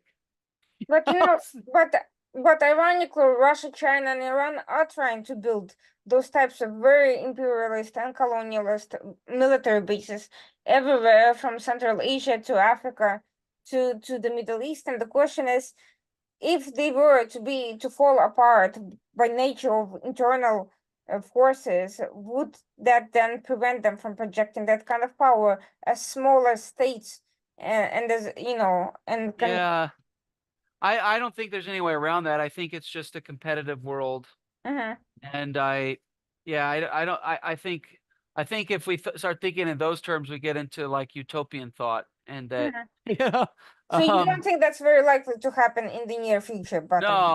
no, and I don't think I think the investment is too high. I think the investments should be placed in deterrence. Mm-hmm, You know, integrated deterrence, strategic deterrence, um, building will and capacity, mm-hmm, um, so that that yeah, I don't see a world where the United States could. And the United, like I said, we're a pluralistic country. We're not in the business of just exterminating our enemies, you know. Oh no, I But didn't like to exterminate anyone, but cutting them down to size to ensure that they no longer pose a threat. That's a well, completely different. but then those become existential threats to those states, right? So yeah, I would yeah. So I don't look at it in that sense because then you trigger trigger strategic and existential threats in the states of your Mhm. adversaries. Well, And then that what that you could cause them to mobilize, you know, extraordinary. I mean, look at Germany and Japan. I mean, Germany, you had East and West Germany, which was mm-hmm, a tragedy. But eventually Germany reunified, and Germany is now a top five economy. Japan was very complicated because there was this desire to split Japan, but the United States wanted to keep Japan intact because obviously this. I mean, mm-hmm. look what happened with that's what happened with the Korean Peninsula, and then the Soviet Union took the North, and the United States influenced the South. Um, but even after the United States defeated its enemies, in the sense, I mean, that's why I just think we need to something that the structure of World War II really worked for the world. But It did. let's look at Germany and Japan. Germany and Japan to get to the point where they are now had to be occupied for a very significant and amount of time. They had to get rid of their governments entirely, and they had to have a Yeah. complete reconstruction. I don't see US being able to do that with Iran, China, and Russia in their current No. form. They're just too big. It just. No, and yeah, you're So right. that's what I'm saying. That's It's not manageable in the current form. What we were able to do with Japan and Germany is not manageable in with these three mega states because they're just too big. yes. I think you're right, but you're absolutely right on that point. But my other point was just that you know keeping Germany and Japan intact Hmm. as nation states was, it worked out very well. You know, both Germany and Japan are U.S. allies. They have top five global economies. But after we changed the You know, governments, after we came in and changed sure, the governments, that's what I'm saying. yeah, US cannot, yeah, do we but cannot. you can Mhm. yeah, you don't have to occupy a whole country to change the government. Mm. Yeah, I well, mean, now that's the. I'm just speaking Yeah, no, I theoretically. I'm understand. speaking theoretically and scholarly. Hmm. When you read Clausewitz or Sun Tzu, right? It's focused on the capital, Hmm. right? You can reconstruct. You could if you have to, if it's necessary, a nation could reconstruct another nation through the capital. But US has no such ambitions even now, or even a vision for doing so. In fact, No, we seem to have no no, plan for dealing with those states. no. But that's deep. that's like deep war strategy, from like Clausewitz. Yeah, I mean, Clausewitz short of thought that, very limited containment, we don't seem to have that level of deterrence strategy. Unlike with Germany and Japan, it became an existential necessity. I think we are very quickly reaching that point with Russia and China because Ukraine is not the only theater of war for Russia. They are now attempting disruptions all over Europe and, even middling the US. Iran is reaching far beyond its own borders all over the globe. China is not quite at that level of aggression yet, but if it goes after Philippines or Taiwan, it will be. But regardless, yeah, very short-term containment did not work with the Soviet Union, and and I don't see how it would work with any of those three countries. So we are stuck with no long-term plan. We can't, we're not going to let them be broken up, but we're not pushing for regime change of any sort. So we don't seem to have that deterrence goal. I think containment and deterrence are very different things, and I think containment is not going to suffice when countries are just that big. It could suffice against yeah, Iraq, and Kuwait because Iraq is not such a big world, global power with resources. Iraq was not projecting itself into Latin America or Europe. Iraq was only happy to invade its neighbor. I mean, deterrence would work in such an instance, and deterrence could work against smaller states, but yeah. deterrence against. Well, now you're getting into the concept of collective deterrence, Mhm, and I think that that's where all of this goes. And in my personal opinion, is the absolute commitment of the United States to collective deterrence, leaning in as hard as possible, as deep as possible with trusted allies and partners of various spectrums, both in Europe and and then in the Middle East and Indo-Pacific continuum, um, is but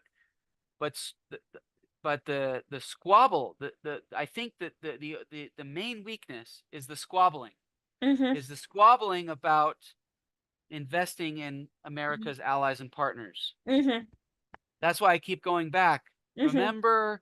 Remember when we allied with the Soviet Union, Sure. when we were facing a global, you know, so and obviously that went into the Cold War right after, but that was, an alliance of strategic necessity, and we have to we have to Mhm, recover, the and be realistic about the world in which we live right now. We can't we have no space for utopian thought, and though that our foreign policy is going to just only emphasize human rights issues. We sure. just don't have the strategic space for that right now. So the we're in that moment. If we truly want to deter, which I think which I think we should, we got to lean into we have to lean in with all cylinders into the deepening the cooperation with allies and partners, which the allies and partners will embrace. They will welcome that. I'm confident they'll welcome it. I think the problem is that we have a far right and a far left. We have a Mhm, far right that has isolationist trends that want to ignore our allies and partners and just retreat from mhm, our commitment to our allies and partners. And then we have a far left that is prioritizing, human rights over everything else. mhm. And this is what we're And facing. ironically, empowering the most human rights abusive regimes that there are. Right. And then paradoxically empowering the right, right. So I think we need to, with the primacy of human rights over here and the primacy of isolationism over here, we need to find that happy medium, that we captured in the Greatest Generation, because the Greatest Generation led to all these decades of peace and prosperity, right? And they mobilized themselves, and they took responsibility for America, and then they took responsibility for the world, and which we need to find that, because really the whole world, I think, is relying on the United States still.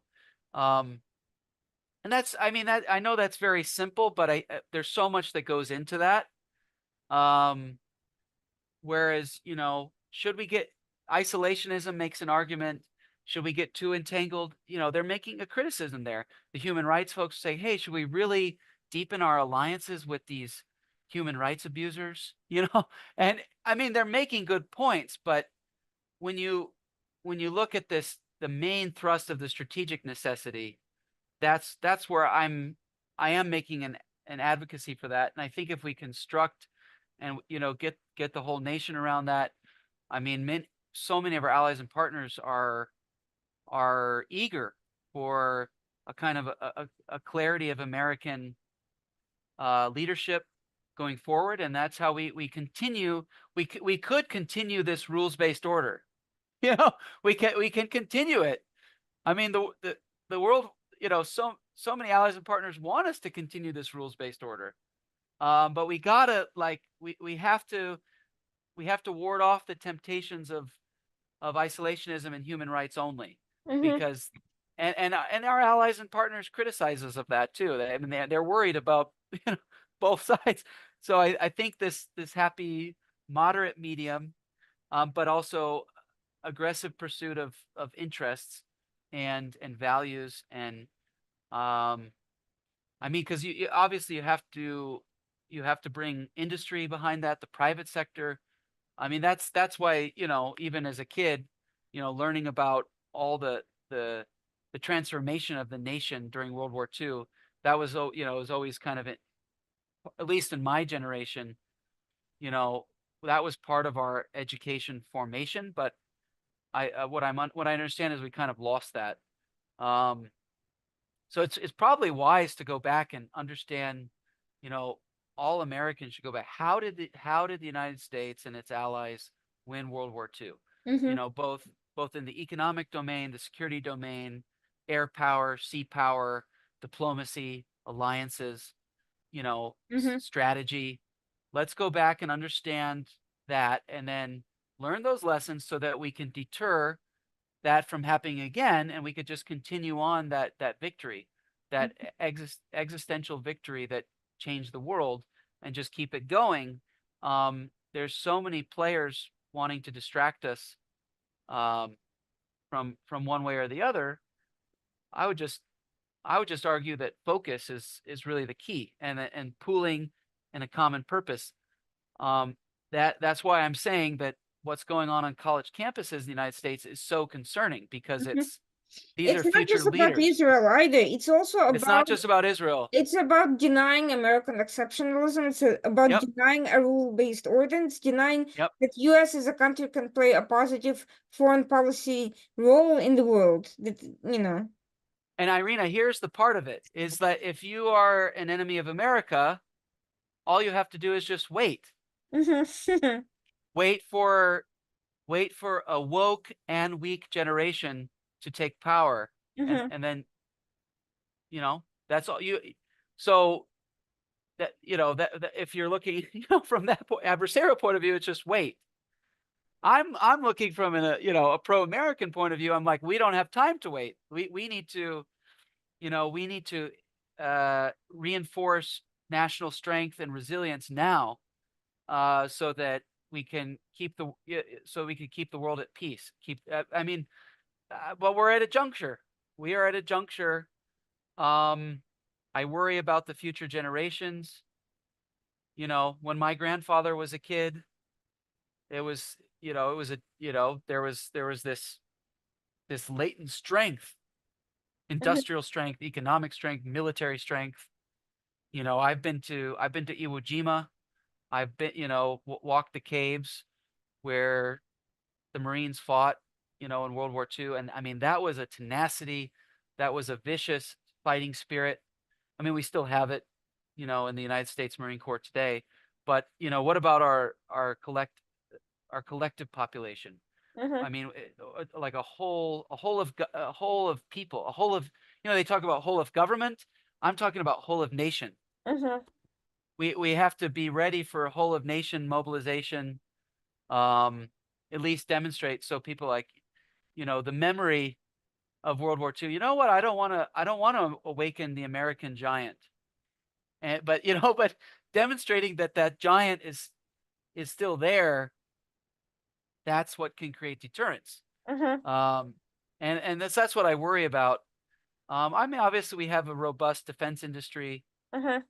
and we have But committed. in defense industry, there's a big difference between producing enough weapons to make money for the defense industry during assorted conflicts and having, a defense-minded public that prevents those conflicts from arising in the first place. Well, I think we have the infrastructure in place. Mm-hmm. The infrastructure is there. Um, so I mean, I think that a strong defense industrial base is itself a deterrent, a Mm-hmm. strategic deterrent. That's a whole nother concept to Well, that it's that a one could ceiling. explore. It's a ceiling. Obviously, if you don't have any weapons to fight, it signals that you're an easy soft target. But if you have this defense industry and you're not ready to utilize it, or if it is only mobilized to make money and not for actual defense infrastructure, if you're not ready to use it, towards resolving conflicts effectively, and you're just selling weapons to both sides here and there, that's not necessarily you know, making that point, you know. I don't think we're there. I think there's a strong relationship between American interests and policy and Mm-hmm, the defense industry. I mm-hmm, think it's I mean, could it be stronger? Absolutely. But mm-hmm, I think that is in place. Um, yeah, the defense industry is very tied to it is very deeply connected to American policy and interests. It has to be. mm-hmm. Um, but that but I worry about, I do worry about new generations. Um, yeah, I mean that's just my personal view. If you look at our weaknesses as a nation, as the United States, I see our when I look across the nation, I think our higher education is the space of the greatest weakness because it's ideological weakness. It's creating weakness of will. When you see students and faculty endorsing Iranian interests, we have a problem. Um, and you also look, how many protesters do you see standing up for Russia or standing up for China or standing up for North Korea on campus? But we have this one little weakness here where you have these encampments and protests. In my strategic view, they're going there and they're just advocating for Iran, Mm-hmm, and they don't even know it. mm-hmm, That's why even Prime Minister Netanyahu saying these are uh, unwitting, useful idiots. I think he is right on because they don't even realize that they're advocating for Iran. mm-hmm. Um, so that's why, like, at least in this field, this is a region where we just have so much lack of clarity because you could have these same students that are advocating for Iran, they'll advocate for Ukraine on another day or something, Mm-hmm. which I find to be so strange. Or they advocate for Taiwan or the Philippines, but then when it comes to this Middle Eastern region, they're advocating for Iran Mm-hmm. when clearly Iran is the one. Death to America, Mm-hmm. death to the Jews, death to the Christians. And so you're like, how are you sympathizing with like a very clearly defined American enemy? Well, because the discourse has been subverted. These, Hamas and Iran groups and the axis of resistance somehow managed to position themselves as underdogs. Why are these people? I mean, I think this whole idea of oppressed and oppressor thing has to go because there has to be more to the story. I think it might be that a lot of these people are sympathizing with Ukraine and Taiwan only because they view them as an underdogs. And now that Uh, Ukraine is showing itself to be as a strong actor, who knows whether the same people could be subverted to sympathize with Russia instead. well, it may be that because of this, I mean, yeah, I mean, I think you have both anti-Semitism on the one hand, but then you do also see Israel turning its attention to Iran with the Ismail Haniyeh, Mm-hmm, uh, you know, I mean, it actually is in Israel's benefit to make this an Iran on Israel conflict, which it Yeah. is. It clarifies things strategically for people. Mm-hmm. Even you see, states come out and, oh, we support Israel. I mean, Britain and France and these countries are coming out, be like, um, because they, when you put it on state, that's why, that's why I just wish people would see Hamas as just it's a forward deployed Iranian battalion. That's all. And Hezbollah is just it's just a forward of deployed military concentration of But this is Iran. the irony. Iran They don't, used Palestinian civilians, children, babies, and so forth as a human shield for itself. It's not just Hamas yeah, that uses that's a good human shield. point. Iran used the Palestinian civilians as a human Yeah, shield. Iran yeah, is the one flooding the Arab media with the images of these babies while hiding behind, Palestinians and not just, and not directly engaging with Israel. yeah. That's a great point that Hamas is a human shield itself for Iran. Yeah, that's a good, yeah. But I mean, these rifts are also being exposed, but I just think that my only point is I think that we need a stronger strategy between the American state and American higher education to build national will. I really think that that's the missing component of deterrence at the moment. Because not I mean, you go on Twitter and you see Ayatollah Khamenei praising American pro-Iranian protesters. I mean, so he's like, he sees that he's got them, and he's pulsing them. Um, and so I think we have a responsibility to go back on these campuses and redirect, like, okay, let's think clearly about the American interest here. Do you even really understand Iran? If you're a Jew or you're a Christian or you're a woman or you're LGBT, LGBT, do you know what Iran wants to do with you? You know, I mean, I'm and, not sure those people care, a lot of them. I think the young Jews have been subverted and alienated from their identity and made to feel fearful for their lives, and so they're going along with a lot of this rhetoric to fit in. And I think, yeah, the Christians, the women, and a lot of these LGBTQ groups are not so much concerned with their own identity groups as it's about this false image of, this Jew hater that has been sort of inundating the discourse they've been absorbing in the media, in these educational institutions and elsewhere. I think this is, I think this anti-Semitic ideology and this whole oppressor oppressed mindset has entirely wiped out any other considerations, and including your own identity-based interests.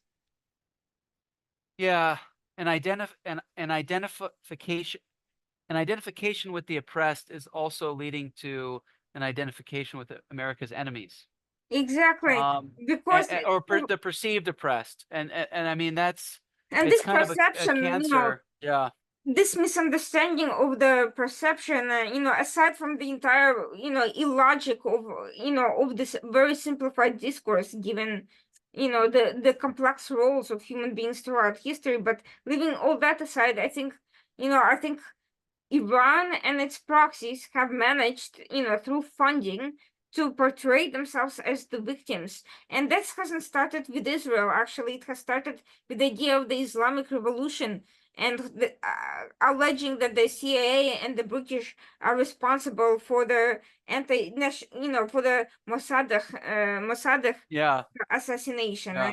And, I think Iran, managed to project a majoritarian point of view through the academia for a very long time, and maybe even before Islamic Revolution. Most people are not familiar with the Kurds, Arabs, or other minorities inside Iran. They're not aware of Well, Iranian history, and they certainly are not aware how any of these internal Iranian dynamics led to the Islamic Revolution in the first place. yeah, So if you don't yeah. have this basic historical understanding, of course you can be misled into believing that it was some sort of a victim of greedy capitalists abroad. Yeah, no, it's a great point. Thank you, Irina. That's yeah. Thank you. Thanks for having me on your Absolutely, and thank you so program. much. This is fascinating questions and uh very complex questions, and I appreciate the dialogue very much. And finally, the last question to wrap up this discussion: what's next for you? You mentioned earlier on the book you had written about the Six-Day War and its impact on U.S. interests and U.S. foreign policy. What else are you working on? Yeah, I mean, right now, research-wise, I'm very focused on the Abraham Accords. Mm-hmm. Um, I I view the Abraham Accords as in core American interest. As we've already discussed, I think we have a pro-Hamas or a pro-Iran discourse, a pro boycott, divestment, and sanctions discourse. But I'm researching what are the model, the patterns that are leading Arab states to normalize with Israel. Um, that's people think it's impossible, but it's already happened. It's continuing to happen. Um, and I'm really interested in the the ideologies of tolerance, Mm-hmm. because I really think that that is the root of it. you Mm-hmm. know, um, and it's an Arab person or a Muslim person coming to a simple conclusion that the Jewish person or the Christian person could be my friend, could be my partner against an increasingly secular or immoral world or something like you know that mindset change from an infidel to a partner, I think explains all of it, which I really see it as a very tolerant progressive vision, you know um, that you know a vision of uh, of Abrahamic civilizations, monotheistic faiths, uh, partnering with each other for mutual prosperity and peace and interrelationship, Mm-hmm. people to people ties. I mean, that's at the underlying part of it. But I'm also looking at the security and economic interests as I've discussed. But ultimately, with the intention to create an archive of primary sources at the Library of Congress, Oh, wow. and then to develop to form a team to develop a curriculum that we can then, because of this dark vacuum in Middle East studies as a field, to try to create an Abraham Accords curriculum that we can introduce a peace and tolerance curriculum to really re-educate uh, the American people about this region, which we've already discussed. Well, I hope we can be in touch about your work after this because I have a number of people that I think I can introduce you to you that could be very helpful in many ways.